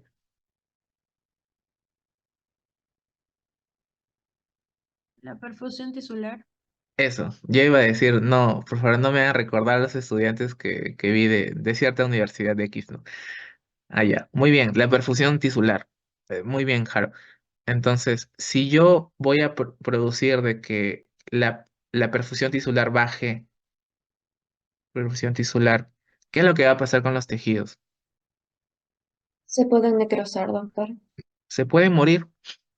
Entonces, este evento se llama clínicamente insuficiencia cardíaca. De hecho, lo que les acabo de explicar es un resumen de la insuficiencia cardíaca. Un corazón insuficiente es aquel que no puede permitir o no permite la perfusión tisular correcta de los tejidos. O sea, ¿el corazón para qué sirve? El corazón sirve para bombear la sangre a todos los tejidos. Y si no consigue perfundirlos bien porque la presión no es suficiente, al final los tejidos van a tener fallas. Un cerebro que no se perfunde bien no consigue su máximo potencial. Un tejido, tal vez en las partes más distales como el pie, si no se perfunde bien, se puede necrosar. Si se hace una herida, como en el caso de los diabéticos, que pasa una perfusión más baja de lo normal, se puede podrir el tejido, ese tejido va a avanzar, a veces no tiene sensibilidad. Por ejemplo, las partes distales muy frías, ¿no? Son tejidos poco perfundidos. Pasa, por ejemplo, cuando estás nervioso y muy asustado, que se te ponen los dedos fríos, ¿no? Entonces, en ese momento, los vasos están tan contraídos que no se perfunden bien, por eso están fríos. Adicional, esa perfusión también puede producir dolores en las piernas, así muy frecuentes. O sea, es terrible. Entonces, nosotros deberíamos tener una buena perfusión, pero obviamente dentro de los valores normales de presión arterial, ¿no? Que es lo adecuado. Entonces, por eso todo tiene rangos.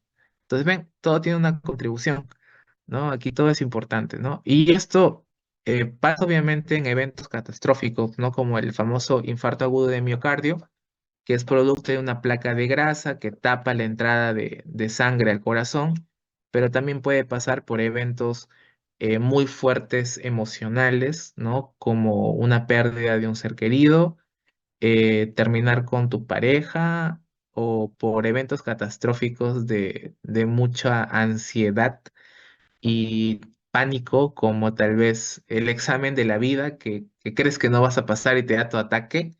También te podría generar el famoso síndrome de Takotsubo, ¿no? Que puede generar como mini infartos o microinfartos. O sea, quiere decir que un Takotsubo te puede generar así como microinfartos, o sea, zonas pequeñitas de pérdida de tejido que se vuelven fibrosis chiquitas, pero si las juntas todas pueden tener alguna contribución importante, ¿no? ¿Dónde veo si realmente es relevante ese microinfarto o infarto que tal vez pude haber tenido por un síndrome Takotsubo, síndrome corazón roto? O un electro, ¿no? Tú miras la famosa onda Q, que es la que estoy dibujando grande abajo ahí. Si tienes una onda Q grande, pues puede pasar, o sea, que tuviste un infarto antiguo.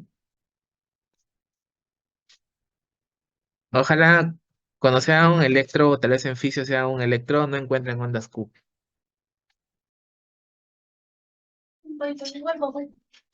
Bien. Bueno, y aquí solo recordar que los SMAT7 son como los controladores, ¿no?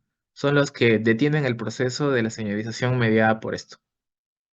Bien, bien, entonces ya hicimos todo el recordatorio de ayer. Espero les haya quedado más claro. Ahora, vamos a ir a lo que nos corresponde para hoy y como hay cosas que ya recordamos, pues creo que podemos pasarlo, ¿no? Esto ya quedó, esto igual, ya lo recuerdan. Eso es también lo que comentamos al inicio, la función de las tirosinquinasas, el fenómeno canónico, ¿no? De la unión de los ligandos, receptores, dimerización, transfosforilación. Ya, esto es lo mismo que habíamos comentado ya, así que no lo vamos a repetir. Ahora se supone que para esta clase era repetir muchas cosas, pero ya lo vimos acá en el pequeño repaso.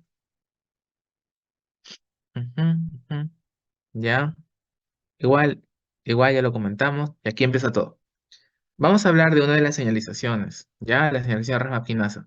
A todo esto, ¿se acuerdan ustedes cuáles son pues, obviamente, acá estamos hablando solo de receptores con actividad tirosinquinasa, ya es lo que corresponde para hoy. Receptores con actividad tirosinquinasa, o RTCas. ¿Se acuerdan que habíamos comentado que hay cuatro señalizaciones importantes acá?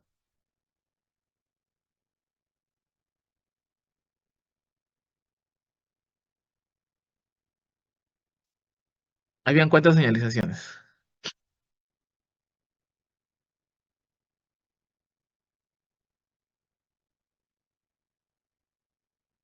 Una de ellas está acá, pues, ¿no? Ya. RAS-MAPK, ya. RAS-MAPK.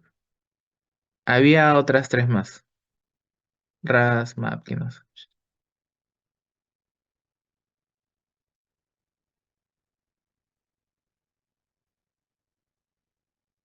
Era Ujú. 3K. PI3K. Ajá. Suele pasarse beta. PLC gamma, porque la beta es de las proteínas G, ¿se acuerdan? GQ. Ya que está. Ya que está. Ajá, entonces ya que está. Entonces, esas cuatro es la que nos corresponde ver ahora, para que se entienda. ¿Ya? Entonces, estas cuatro señalizaciones es lo más importante de los receptores con actividad tirosinquinasa. ¿Ya? Tirosinquinasa. Bien. Entonces, esa es la señalización RAS-MAPK. Receptor, tirosinquinasa, ya saben cómo es, el ligando interactúa con los receptores se dimerizan, se transatofosforilan y ya están activos. Van a llamar a otras proteínas. Hasta ahí ya nos quedaba claro. Ahora, en la señalización RAS-MAP hay otros eventos más. Primero, se suele llamar a un adaptador. ¿Se acuerdan que era un adaptador?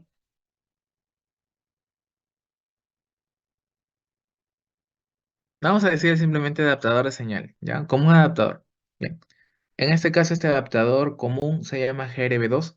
Entonces, este adaptador tiene nombre, se llama GRB2, que va a conectar la señal del receptor con otra proteína que no se puede conectar directamente al receptor, entonces va a usar el adaptador, ¿no?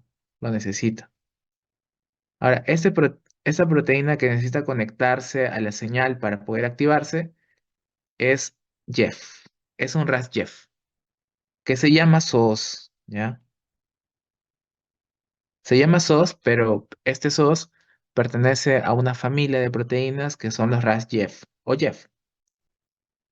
¿Por qué le pusieron JEF? Porque son proteínas que intercambian guaninas. Pueden intercambiar un tipo de guanina por otro tipo de guanina Por ejemplo, GDP por GTP. ¿Ya? Entonces, SOS es un Jeff. Intercambio guaninas. Ahora, ¿qué guaninas? Resulta que en la membrana inferior, ¿se acuerdan que habían las proteínas G, no? Acá hay una proteína G muy especial, que es una proteína G que se llama RAS. Por eso la señalización es RAS más MAPKinas. Este RAS, que es una proteína G, es muy especial porque es una proteína monomérica. O sea, no es como el de los anteriores receptores, que era trimérico, heterotrimérico. Esta es una proteína monomérica, o sea, es un solito RAS. Este RAS está pegado a la membrana inferior por un prenilo, ¿no? Eso es importante recordar, por un prenilo. Ahora, al momento de que SOS, que es un Jeff, intercambiador de guaninas, mira a un RAS, le intercambia su GDP por un GTP. Al hacer el intercambio, ahora RAS, en vez de tener GDP, ahora tiene GTP. Y cuando RAS tiene GTP, está activo, está prendido, está activado. Entonces, ya activo va a permitir la señalización corriente abajo. Ya, hasta ahí, más o menos, igual lo vamos a seguir repitiendo para que les quede claro. Ajá. Bien, acá un punto importante. La proteína RAS, que habíamos comentado que es una proteína G, por lo regular tiene una especie de ciclo con otras proteínas, que son las proteínas GAP. Ya, entonces dijimos que al inicio, pues, RAS tiene GDP, ¿ya? Y viene Jeff, ¿no? ¿Se acuerdan que era Jeff? Intercambio de guaninas. Ajá, es una proteína intercambiadora de guaninas, que en el caso anterior era la proteína SOS, ¿no? Pero bueno, es un Jeff, es parte de esa familia. Va a intercambiar su GDP por un GTP y ahora va a ser RAS GTP. Este RAS GTP ya está activo y genera su acción, ¿no? Activa proteínas corriente abajo. Pero cuando ya terminó su ciclo vital, viene una proteína que es la proteína GAP, ¿ya? Que es una proteína con actividad GTPasa. Y cuando se une ahí forman el trío. ¿Qué es lo que creen que pasaría con GTP? Si es una GAP es una GTPasa.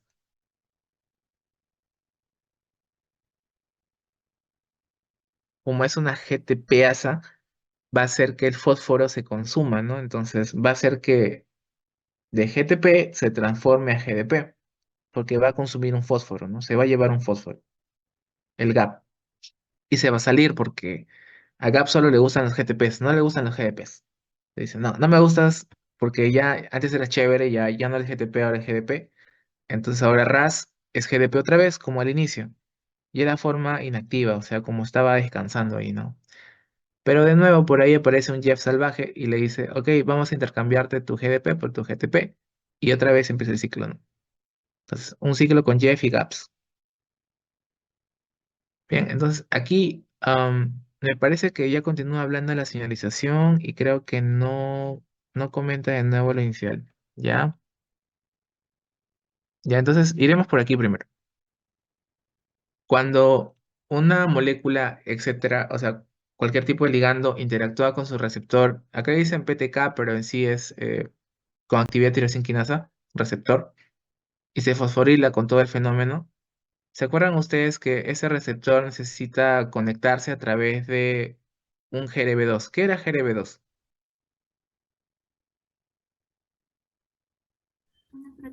Adaptador.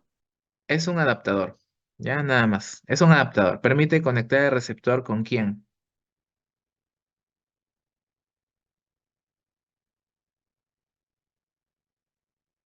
Con SOS, porque SOS, ajá, SOS era un RAS Jeff, ¿no? Entonces SOS es un Jeff. Ah, sí. Yo me acuerdo de SOS como mi primo Jeff, que siempre pedía auxilio, ya. Siempre pedía ayuda. Bueno. Entonces, SOS es un Jeff. Como es un Jeff, ¿qué va a hacer con RAS? Que es una proteína que está ahí, ¿no? Una proteína G monomérica que está ahí nadando, esperando que alguien le ayude. ¿Qué hace? Le intercambia su GDP por GTP. Al hacer esto, RAS GTP activo va a permitir la señalización corriente abajo. Entonces, acá viene la señalización corriente abajo. RAS GTP va a activar a la MAP quinasa quinasa quinasa.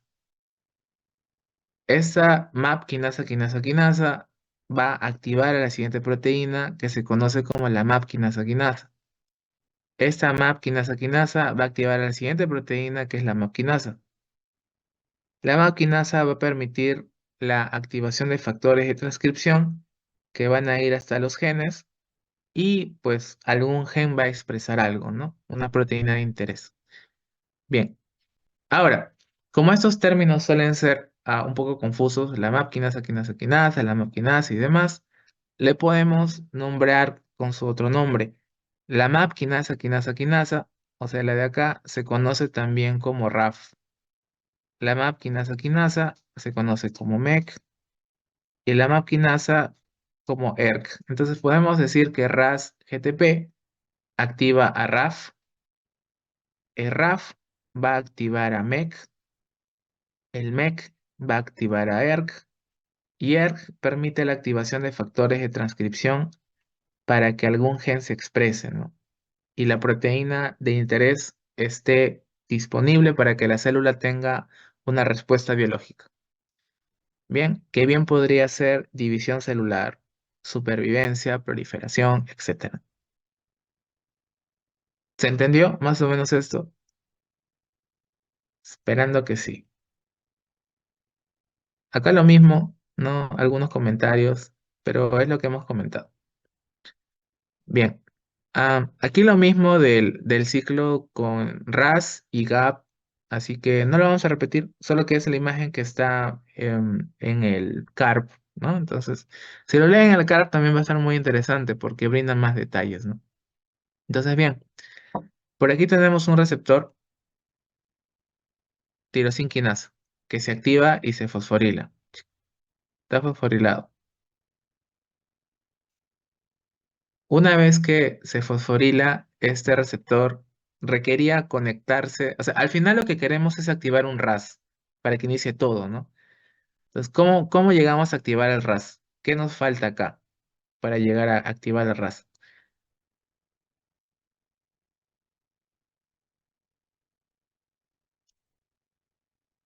SOS. Ya, pero el SOS no puede conectarse directamente al receptor. Necesita de ¿Qué alguien debe más. tener? Adaptador. Al adaptador GRB2, ¿no? Necesita un adaptador GRB2. Acá no puedo escribir bien, ya. GRB2 lo conecta al receptor y conecta a SOS. Entonces ya es como que ya tiene corriente, ya tiene manera de actuar. Y recuerden que SOS es un Jeff, como mi primo Jeff. Ahora, este Jeff intercambia guaninas de GDP a GTP. Entonces RAS ya está activo. Como RAS ya está activo, entonces puede activar a RAF. RAF activa a MEC. MEC activa a ERK y ERK ya puede activar proteínas diferentes como factores de transcripción, pero también puede activar a otras proteínas porque en sí es una quinasa y va a fosforilar y prender algunas proteínas. Bien, ok. Ahora, algo importante que me gustaría que no se olviden es que RAS es una proteína G monomérica. Está dentro de la familia de las proteínas G. ¿Por qué? Porque son proteínas que trabajan con guanina.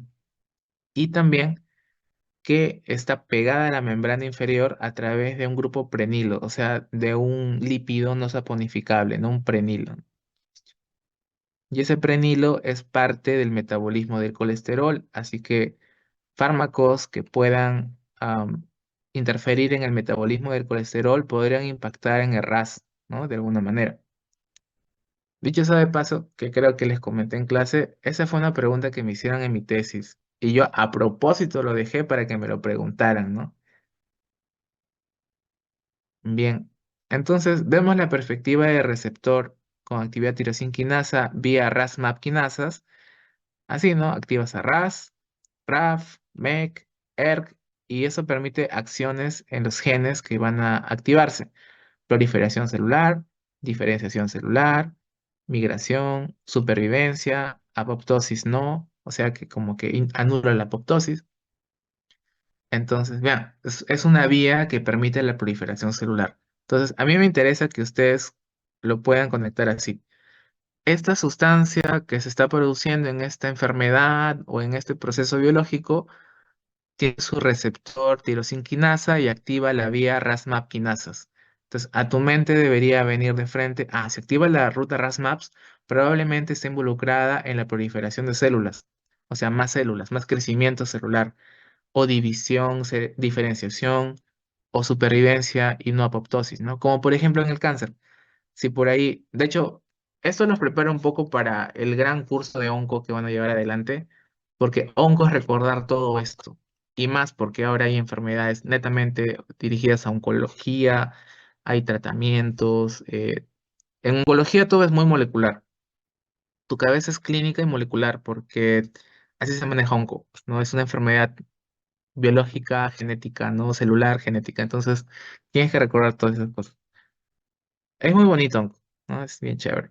Bueno, acá es un meme que dejó el doctor Salomón, que al principio yo no lo entendía, pero después de leerlo un par de veces, entendí de que la señalización RAS-MAP y todo lo que contribuye es tan complejo de los receptores con actividad catalítica que al final el propio científico que explica cómo funciona todo se termina confundiendo y lo llevan a la enfermería. Ya no puedo con tantas fosforilaciones y esto que lo otro. Diego pregunta, ah, antes del adaptador. Antes de que se una el adaptador, el receptor está activo nada más. Es que mira, el receptor de iosinquinasa, a ver, vamos a poner acá con alguna. Ujú. Ya. Cuando el receptor se activa y se transautofosforila, ¿no? Todo eso llena de fósforos, el GRB2, el adaptador, tiene acá en esta sección, o sea, tiene un dominio SH2 o PTB. Entonces suele funcionar así, ¿no? Tiene un dominio SH2. Ya, entonces esta sección se une con mucha afinidad por las tirosinas fosforiladas, ¿no? Pero en sí, este es un dominio, es una partecita de toda la proteína, ¿no? Entonces GRB2 tiene su dominio SH2, ¿no? Para unirse ahí. Por eso es el adaptador. Y por acá tiene otra zona de interacción con el RAS, ¿no? Entonces por acá se une y permite que siga el proceso, ¿no? De activación que continúe. Bien. Lenin dice, Gervin sostiene a Rafaela. Bueno, mnemotecnias. Cualquiera que te sirva, pues para el examen, genial. Bien, insulina. Ya, ustedes recuerdan a la insulina del curso pasado y lo van a seguir viendo en otros cursos. Además, la insulina no solo sirve para el metabolismo, o sea, para que la glucosa se consuma. Recuerden que la insulina es el enemigo de los que quieren bajar de peso porque es una hormona anabólica, o sea, hace que crezcas. Y no crecer necesariamente para arriba, para crecer para los costados, ¿no? Entonces, es una hormona que suele hacer que engordes, porque hace anabolismo en todos lados, sobre todo hace lipogénesis, ¿no? Aumento de tejido graso en los adipocitos, ¿no? Pero obviamente nos importa que hace que la glucosa ingrese a las células, estimula la glucogénesis, la glucogenólisis la bloquea, también hace que la glucosa se quede en el hígado, así que no hay glucosecreción. También promueve la glicólisis porque es la vía troncal, ¿no? Para muchas rutas no anabólicas. Favorece la síntesis de grasitas y también de proteínas, pero más de grasas que de proteínas, ¿ya? Y te hace crecer a los costados, ¿no? No lo olvides. Pero aunque tal vez a ustedes les suene un poquito, ¿no? Diferente, la insulina también tiene una contribución muy importante al metabolismo del potasio. Tanto así de que cuando tienes un paciente con niveles elevados de potasio, a todo esto, ¿se acuerdan cuáles eran los rangos de potasio normal en el extracelular o en el intravascular, que sería más importante?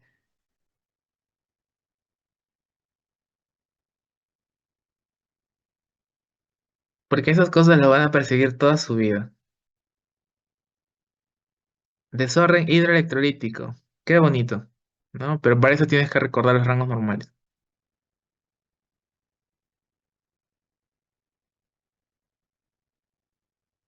Ah, pasó un ciclo y ya no nos acordamos de esto. En 7 años se acordarán. Probablemente sí, con la repetición, ¿no? Pero es importante que se acuerden de estas cosas. De 3,5 a 5,5. Bien. Y el extracelular se equilibra con el intravascular, ¿no? Entonces, 3,5 a 5,5. Bien. Ahora, si por alguna razón tú tienes valores más de 5,5, digamos 6 o 7, ya son peligrosos. O sea, tener un poquito más de lo normal es peligroso. Porque otra vez, dibujando acá al feo corazón, otra vez tu corazón sucumbe ante los niveles de potasio, porque la señal del nodo sinusal se afecta con el potasio. Y puedes terminar teniendo un paro cardíaco producto de una hiperpotasemia, o sea, potasio muy alto. Entonces, regular el potasio es delicado. eh, no es así, o sea, como que, tiene el potasio alto. Es más, uno de los métodos más comunes para matar personas de forma química era inyectarles potasio, ¿no? En altas concentraciones. Esa era la famosa inyección letal, ¿no? Una inyección de cloruro de potasio, pero a grandes concentraciones. ¿Qué conseguías? Un paro, me parece que es en diástole, así. Entonces conseguías que el corazón simplemente se detenga, ploc. Todo paraba. Terrible.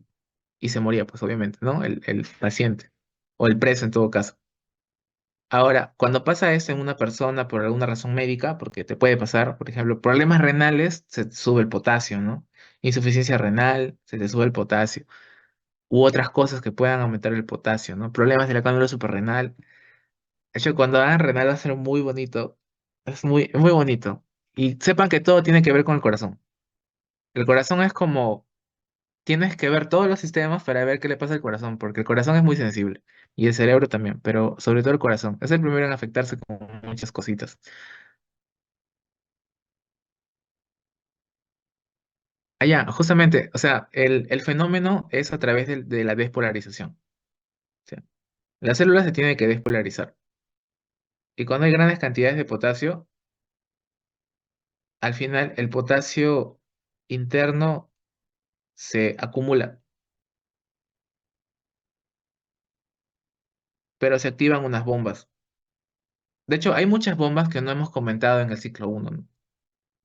Entonces, al final, el fenómeno genera de que las bombas se activen tanto, el ATP se depleta, o sea, no hay ATP suficiente en el tejido y la propia célula ya no, o sea, ya no se despolariza, ya no tiene energía, ya no tiene ATP.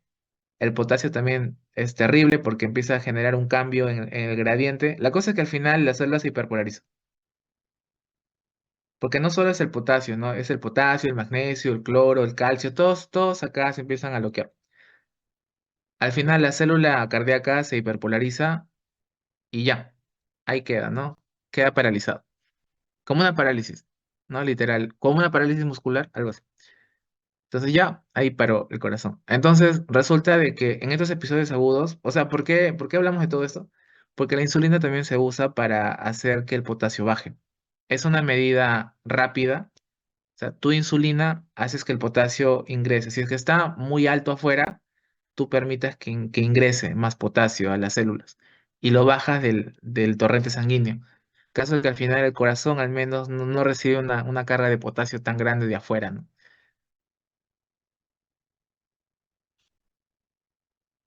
Sí, yo me acuerdo, ¿no? Me contaron de un caso, ¿no? De que una vez un médico de emergencia le pidió insulina así, insulina rápida al farmacéutico y el farmacéutico siempre te justifica, te dice, pero ¿por qué quieres insulina? ¿Tienes un diabético?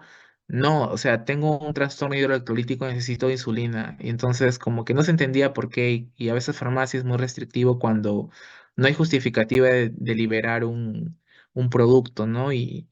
Y era como que el médico no sabía cómo decirle, oye, pero necesito potasio porque no necesito que dé insulina porque mi paciente necesito y hubo una riña ahí, ¿no? Entonces resulta que, ojalá no se olviden, que la insulina baja el potasio y es una parte de medida de emergencia. Bien, pero todo lo demás del metabolismo de la insulina ya lo conocen. Ya usted. Entonces creo que eso está de más repetirlo porque ustedes ya conocen toda la parte metabólica, pasaron el curso, todo bien, así que se supone que lo entiendan, ¿no? Entonces nos importa más ahora ver la insulina, pero en su señalización. Recuerden que tiene 51 aminoácidos, así que a las justas, y es una proteína, a las justas, bien, ahí está la insulina, sale, originalmente es producida como la preproinsulina, que tiene su péptido señal y eso hay que eliminarlo. Y tienes la proinsulina, pero la proinsulina todavía está incompleta porque el péptido C, que es este péptido que está por acá, aún necesita ser retirado porque así con péptido C es proinsulina y la insulina solo es la cadena A y la cadena B sin péptido C. Eliminamos este y recién tenemos insulina. Bien, acá está lo que habíamos comentado. La preproinsulina, eliminamos el péptido señal, ahora es la proinsulina, es pro, pero es tan pro que le quitamos el péptido C, entonces el péptido C se libera y queda la cadena A y la cadena B. Y esto lo usamos como un marcador biológico de cómo se va secretando la insulina en los pacientes. También porque es estable y se puede medir en laboratorio, ¿no? Cualquier cosa que tenga interés se vuelve un biomarcador, así que es un biomarcador de secreción continua de insulina por parte del paciente. Bien, acá está lo mismo que habíamos comentado, y acá está el receptor, ¿no? Lo que más nos importa. Una vez que la insulina va, ¿cómo es que genera todas sus acciones biológicas, ¿no? Y eso es lo importante. Para empezar, el receptor de insulina es un receptor muy especial, porque es un receptor que ya está unido, ya está armado. Es un receptor ya dimerizado. Lo único que le falta es que estas zonas de acá, los que tienen la actividad tirosinquinasa, se activan, pero es un receptor ya dimérico, ya armadito. Tiene subunidades alfa, acá hay y beta, alfa y beta. ¿Por qué nos detenemos a hablar de la estructura? Porque sí, eh, preguntas sobre estructura de receptor y demás son parte de la evaluación. Que ustedes conozcan muy bien el receptor de insulina. Ahora, importante, las subunidades alfas son las que reciben al ligando. Y como les dije, es un receptor que ya está dimerizado. Así viene de fábrica, dimerizado. Viene la insulina, por acá la insulina y se une. Entonces, la insulina es un solo ligando que se une a dos receptores, o sea que ya están dimerizados, ¿no? Un receptor dimerizado. Subunidades alfa, beta, que están unidas por puentes de sulfuro. Pueden haber varios puentes de sulfuro.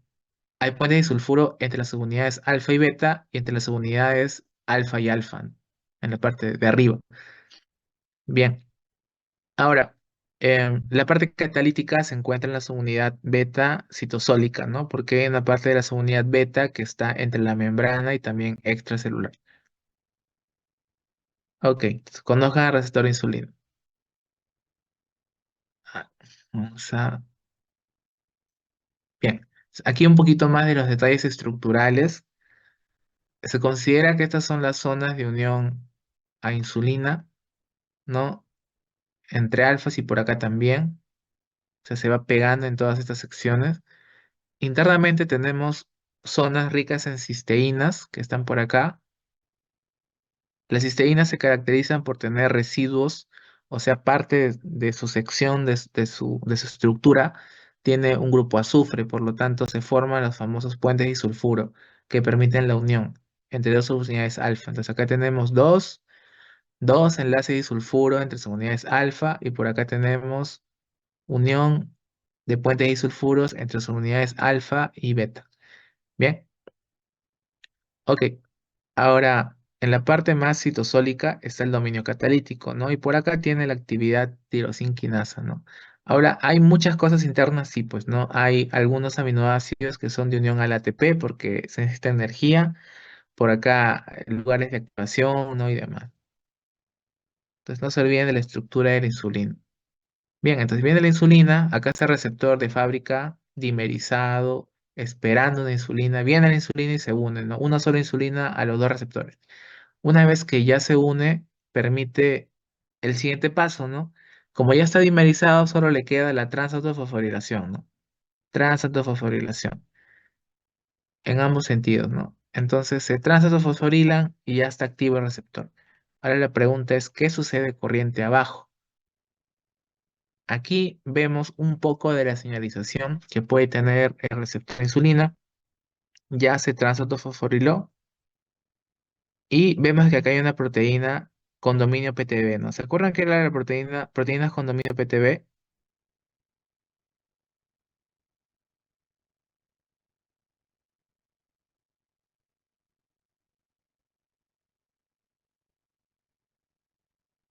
No.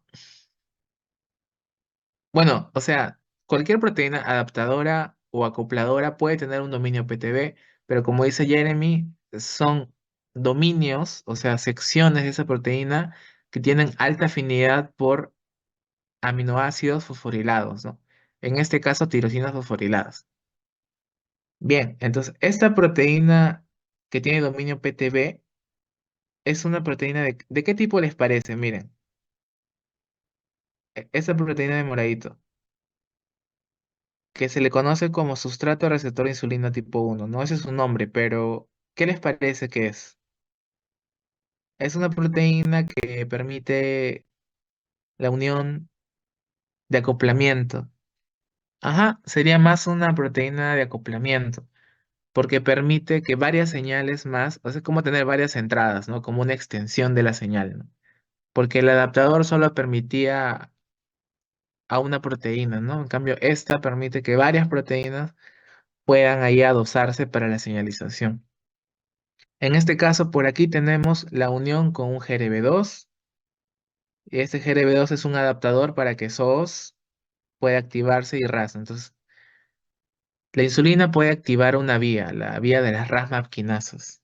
Bien, pero por acá tenemos otra que es una de las más importantes de este receptor, que es activar a la PI3K, a la fosfoinositol 3 quinasa, pero también puede activar otras proteínas de señalización. ¿Ya? Entonces, en sí la insulina puede activar diferentes señales a través de su acoplador, que es el IRS. Tipo 1, bueno, hay diferentes tipos, pero acá está presente el tipo 1. Importante que se acuerden de estas dos señales, ¿ya? PI3K, mucho más importante, y RAS-MAP, quinasas, también, ¿ya? Hay otras más, sí, pero vamos a enfocarnos más en ellos. Ahora, la señalización PI3K involucra un fosfoinositol. Entonces nosotros teníamos, ¿se acuerdan en la membrana el fosfolípido, ¿no? Fosfatidilinositol, que podría ser fosforilado, ¿no? Y ustedes se acuerdan del PIP2, ¿no? El PIP2, el fosfoinositol 4,5 fosfato, ¿no? Ahí en la parte del azúcar. Pero también puede sucumbir a algunas quinasas propias de la membrana y estar como PIP3, ¿no? Ahora, ese PIP3 justamente es, o sea, es fosforilado gracias a esta enzima, el PI3K, el fosfodiesitol 3 quinasa. Entonces, al momento de activar esto, se fosforila el PIP2 a PIP3. Este PIP3, o tres veces fosforilado, ya es el sustrato para otras enzimas internas, como por ejemplo PDK y PKB, ¿ya? Entonces, a veces lo consideran a esto como un solo complejo, ¿no? La proteína PKB o PDK-PKB o PKB-AKT. Entonces vamos a verlo mejor por separado para que no haya confusión, ¿ya? PIP3 activa PDK y PDK permite también la activación de un PKB, que es otra proteína adyacente. La proteína PKB activada va a permitir la señalización corriente abajo de otros procesos. Tal vez así se ve confuso y esta es una imagen que está en el CARP. Entonces, también para que lo puedan revisar en el CARP. Pero acá lo vemos de otra manera. Ya la señalización, primero RAS-MAP quinasa de la insulina. Eso ya lo habíamos visto. Ok, proteínas con dominio H2. Ya. que bien podrían ser el sustrato. Ah, ya. Esa es la señalización RAS quinasa. Creo que eso se movió, no debería estar acá. Debió estar arriba. Sí, creo que promociones anteriores me hicieron esto, movieron un poco esto. Bien, oh, ya. Esto debió ser antes. Sí, pero bueno, ya lo habíamos visto. Este es el de la insulina. ¿Ya? Una vez que se activa, viene una proteína que es la proteína acopladora de señales, ¿no? Esa proteína acopladora va a permitir que algunas señales como PI3K u otras más se acoplen al proceso. Esta es otra señalización que creo que no debería estar acá, que es la señalización Jack-Stats. ¿Te acuerdan de las que habíamos comentado antes, no? Había Raham quinasas, había PI3K, había Jack-Stats. Este es Jack-Stats. Una vez que se fosforilan los Jacks, llaman a los stats, factores de transcripción y van hasta el núcleo, ¿no? Dimerizados van al núcleo. Bien. Estas son como un poco de todas las señales juntas y creo que no concretamos en la insulina. Sí, porque acá todo está desordenado. Al menos usaremos esta imagen para poder ver un poquito más la señalización en general. Bien. Habíamos hablado ya de la señalización RAS-MAP quinasas, ¿no? Entonces, ¿se acuerdan acá? El receptor se activa, GRB2, adaptador, SOS, que es un JEF, eso activa RAS, ¿no? Porque intercambia GDP por GTP, eso activa RAS, MEC, ERC y todo lo que viene después, ¿no? Factores de transcripción y demás. Bien, por acá hay otra señalización que se puede activar, que es activar directamente a la enzima la fosfolipasa C gamma. La fosfolipasa C gamma es prácticamente lo mismo que la fosfolipasa C beta. ¿Se acuerdan cómo funcionaba la fosfolipasa C beta de las proteínas GQ?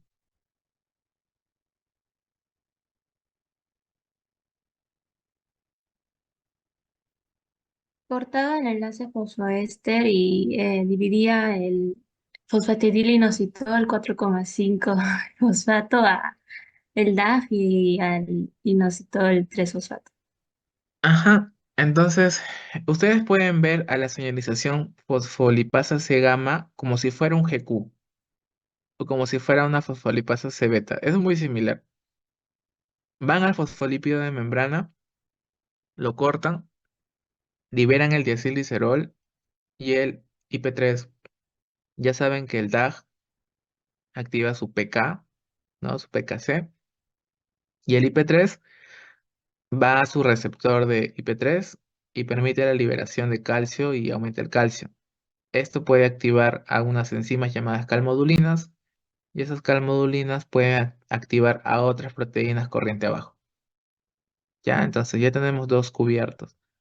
Am, Acá no está de las JAK-STATs y tampoco están de lo que habíamos visto de la insulina. Ya, pero al menos acá hay otra más cubierta, ¿no? Que la fosfolipasa C-gamma. Bien. Recordando que la función principal de la insulina, ¿no? Volviendo a la insulina, es metabólicamente permitir de que esos transportadores que están guardados en vesículas, los famosos GLUT4, puedan translocarse a la membrana y permitir el ingreso rápido de glucosa, ¿no? Los GLUT4 tienen bastante afinidad y permiten el ingreso masivo de glucosa a los tejidos más abundantes, como el músculo y el tejido adiposo. En algunos más el tejido adiposo que el tejido muscular, ¿no? Pero bueno, ya depende. Pero permite el ingreso ahí de la glucosa. ¿Ok? En ideas generales, a lo que también les mostramos en la parte de metabolismo, insulina receptor, qué bonito. Y el receptor, no sabemos cómo, acá, interrogante, cómo hace que el GLUT4 se trasloque hasta acá, ¿no? Y el GLUT4 permite el ingreso de glucosa. Hasta ahí todo era bonito, hasta que tratamos de entender cómo funciona esto, ¿no? Este camino, este pathway. Entonces, ahí vamos a tratar de entender un poquito, ¿ya? ¿Se acuerda el receptor de insulina? Por supuesto, un receptor con actividad tirosinquinasa, ya que ya está dimerizado y viene la insulina y se acopla. Una vez que viene la insulina a su ligando, perdón, la insulina a su receptor, se va a activar unas proteínas de acoplamiento que son las famosas IRS. Pueden ser IRS tipo 1, tipo 2. Por lo regular se grafican más a las de tipo 1. Estas proteínas de acoplamiento van a permitir que se acoplen varias señales, tipo RAS-MAP quinasas, que es un importante, y en este caso PI3K, ¿no? Que permite la fosforilación del PIP2 a PIP3, y eso activa a unas proteínas como la AKT-PKB, ¿ya? Y las PDH, ¿no? Pero enfoquémonos más en la PKB, ¿ya? AKT-PKB. Esta proteína AKT-PKB va a permitir que se active otra proteína que es la AS160 y eso permite que las vesículas que tienen GLUT4 se transloquen a la membrana y ya puedan estar disponibles para el ingreso de glucosa. ¿Ya? Entonces, esta es una vía simplificada y sin mucho rodeo ni intermedios de cómo la insulina puede permitir la translocación de GLUT4 a la membrana y el ingreso de glucosa. Bien. Entonces, aquí vemos de nuevo la señalización de insulina, su receptor dimerizado con sus puentes disulfuro, ya conocen alfas, betas y demás subunidades. Ya está fosforilado, ¿no? Con la activación de la insulina, llaman al IRS, que es una proteína de acoplamiento. Esta IRS puede acoplar varias señales. Una de ellas es el GRB2, que es un adaptador para SOS, y SOS puede activar a RAS. ¿No? Acá es similar. Las proteínas CHC son muy similares a los IRS. Así que imaginemos que este es un IRS. Ya, y continúa. RAS quinasas. Y las RAS ya activas con GTP se corren activas a RAF, MEC, ERK, RAF, MEC, ERK, y eso permite la expresión de genes. Bien. Por lo regular, esta vía, lo que más importa es que ustedes entiendan para qué sirven cada vía. Esta vía, ¿se acuerdan las vías de RAS quinasas en qué estaban involucrados? O sea, en qué fenómenos biológicos estaba involucrado activar una vía RAS-MAP quinasas? Proliferación. Proliferación celular, bien. ¿Qué más? Diferenciación. Diferenciación. Diferenciación, Apoptosis. Apoptosis. apoptosis, o sea, no apoptosis, o sea, vivir más. Y por lo tanto también supervivencia, ¿no? Supervivencia. Entonces, son vías que permiten que las células vivan más, proliferen, o sea, haya más y no se mueran. Entonces, esta vía está muy involucrada en la parte del anabolismo, o sea, en la parte de producir más, ¿ya? Como es una vía anabólica, imaginen de que este fenómeno pasa en un tejido adiposo.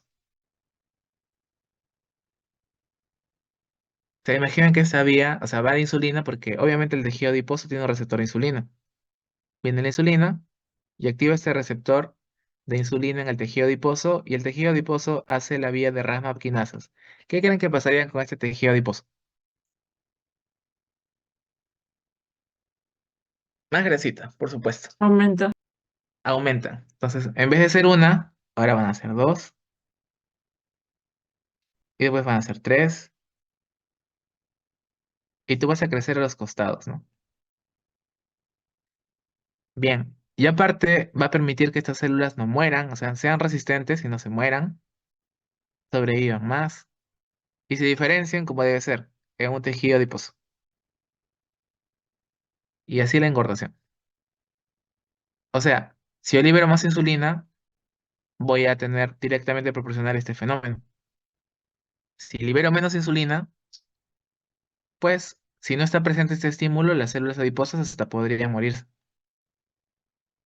Y menos tejido adiposo es estar más fitness, ¿no?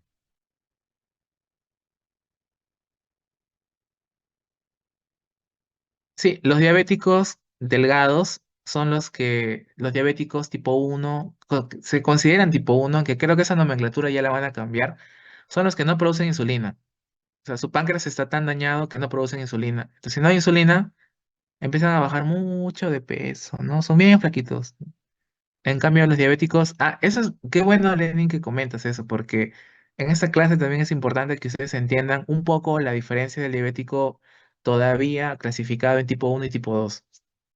En el tipo 1 no hay insulina, y si no hay insulina, esta señal no hay. pierden tejido adiposo, ¿no? Y muchos otros procesos internos. Tú los ves delgados. Aparte de que si no hay insulina, pues la parte metabólica no funciona bien, entonces va a haber mucho gluconeogénesis, ¿no? Y empieza a haber los cuerpos cetónicos en abundancia. Eso les genera una cetosis diabética y también un aliento afrutado, ¿no? Un aliento a cetonas, que es como manzana podrida. Adicional, pues estos pacientes, la cetosis genera ciertos procesos como una acidosis metabólica generalizada. También se afectan otros procesos más, la vía inmunitaria y demás. Ahora, en el tipo 2 hay un problema. En el tipo 2 el receptor de insulina no funciona muy bien. O sea, hay insulina. El problema es que el receptor es el problema. Ahí el problema, sí, pues. O sea, no es él, es ella. O al revés, no sé. La cosa es que el receptor está mal. Y el receptor no señaliza como debe ser. Pero ustedes dirán, pero profe, si no señaliza como debe ser, entonces ¿por qué son gorditos? Es porque una de las rutas funciona y otra no. Por ejemplo, acá tenemos, ahí está. Acá tenemos la señalización que se daña en los que tienen problemas con la insulina. Pero primero veamos cómo funciona normalmente. Ya, otra vez. Viene la insulina a su receptor, el IRC acoplamiento. Eso permite activar a estas proteínas que las conocemos como PI3K, ya, fosfatidil 3 quinasa. Esa PI3K va a buscar fosfolípidos de membrana, los PIP2, y los va a transformar en PIP3. Estos PIP3 son sustratos para activar a la AKT-PKB que habíamos comentado, PKB-AKT. Esta PKB-AKT también puede activar otras proteínas como las PDKs. Bueno, la hipotenusa. La cosa es que todo este complejo de señalización activado va a activar algunas vías metabólicas. Por ejemplo, mTOR va a bloquear FOXO, va a bloquear GK. Por ejemplo, esto por aquí es bloquear la síntesis de glucógeno, ¿no? En algunas vías. O sea, esto de acá bloquea la síntesis de glucógeno, ¿no? Por lo tanto, la síntesis de glucógeno se activa, ¿no? Al final. Las caspasas también se inactivan. Y por acá no sale, pero también ¿se acuerdan de la proteína AS160? Y eso permite que se trasloque el GLUT4 a la membrana, ¿no? Para que ingrese la glucosa. Entonces resulta que esta vía PI3K es la responsable de que tú ingreses glucosa, ¿no? Y en el diabético hay un problema. En el diabético, al menos el tipo 2 hay un problema, ¿no? A pesar de que hay bastante insulina, porque tienen mucha insulina, los diabéticos tipo 2 tienen un montón de insulina. A veces se excede la insulina que su pobre páncreas trabaja tanto. El problema es el receptor no está señalizando bien. Y no señaliza bien por acá. Entonces, como no señaliza bien por esta vía, el GLUT4 no se trasloca bien acá. Entonces, como el receptor no está señalizando bien que el GLUT4 se trasloque, la glucosa que va a hacer va a empezar a subir porque esta señal interna no está funcionando bien. Entonces, se dice que este es un receptor resistente, ¿ya? Resistente. Se resiste a la insulina. Entonces, como no puede con una, va a botar más y más insulinas para ver si con dos, o si con tres, y si con cuatro, o si con cinco, con cuánta cantidad de insulina es suficiente para poder activar la señalización como debe ser. El problema es que tener demasiado de estos receptores, perdón, de estas insulinas, va a activar otras vías, ¿no? Por aumento, ¿no? De todo el proceso. Por ejemplo, la vía de las RAMAP quinasas. Pues imagínate, tienes una vía de RAMAP quinasas muy activa y una vía de AS60 poco activa, ¿no? Quiere decir que tu glucosa se te va a aumentar en sangre, vas a tener hiperglicemia, pero vas a engordar porque las vías están todas alteradas. No sé si se está entendiendo lo que les estoy comentando.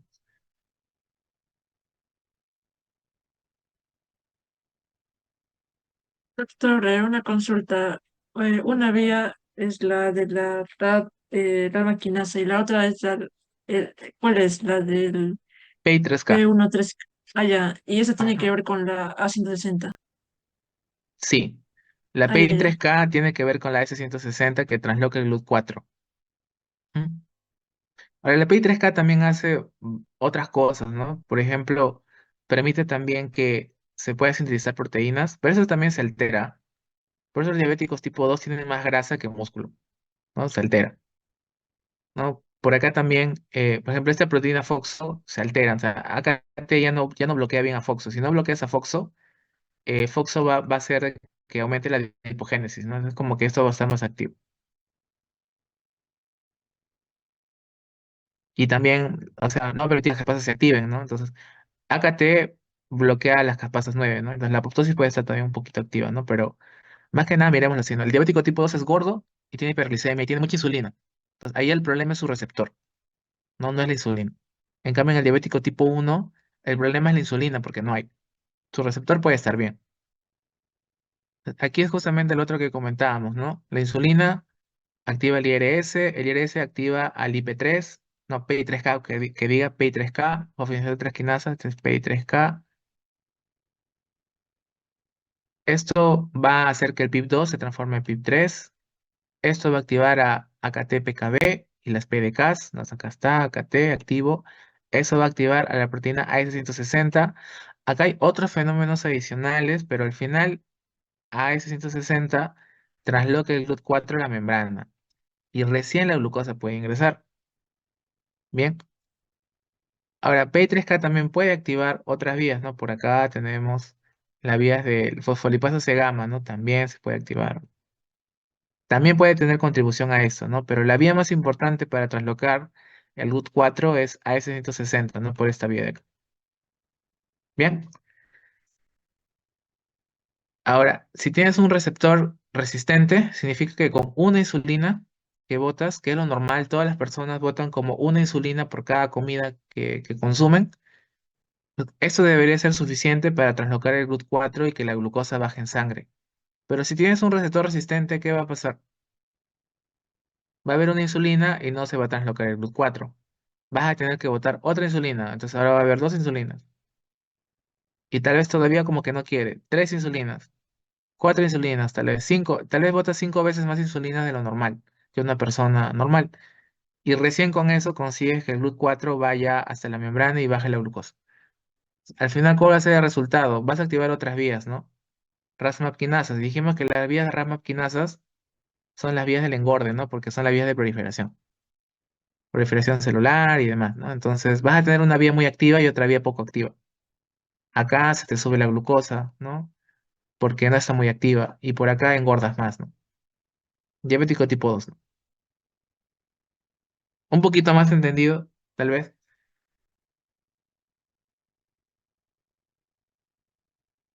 Bien, ok. Entonces, de todas maneras, yo les invito a que puedan hacer su resumen, ¿no? Porque esta explicación es una parte. Recuerden que siempre el proceso del aprendizaje es al menos un 20% de la universidad y un 80% de lo que yo puedo entender a mi manera, con mis libros, mis videos, mi material extra para comprender bien el tema, ¿no? Es una balanza de esta manera. Entonces, gran parte viene de tu propia iniciativa.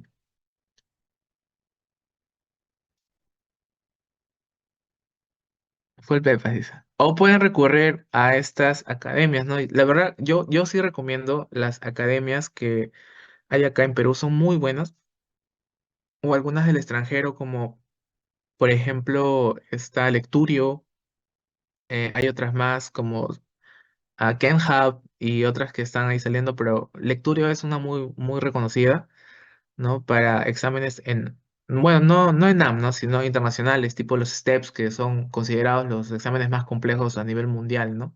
Y que son necesarios para que alguien pueda ejercer la medicina en Estados Unidos. Te preparan muy bien y te dan literalmente las pepas, o sea, te explican así muy sencillo, gráfico, animado y bien bonito. Ahora acá en Perú hay algunas academias también muy buenas, ¿no? Que están sacando una sección de ciencias básicas, o sea, que te explican todo esto de manera sencilla, resumida y puntual. O sea, como que lo que te va a servir para rendir un buen examen, para tal vez el ENAM o para un examen interno, ¿no? Propio de tu carrera o para conocimiento, porque la verdad es que es muy bueno. Muchas cosas que yo me acuerdo de la academia me sirvieron bastante para mi internado, para la clínica, para el ENAM, para varias cosas. Bien, entonces sí, yo si pueden conseguir una cuenta, genial, ¿no? Yo encontré una por Facebook muy barata, que no es de la casa original, y pues también me está ayudando bastante. Muy interesante. Y total, le puedes poner velocidad 2x y lo miras en menos tiempo, así que al final el que gana eres tú. Ok, ya para finalizar, solo el comentario de las tirosina fosfatasas, ¿no? Asesia comenta, y para las ciencias básicas, miren, yo he visto de las academias que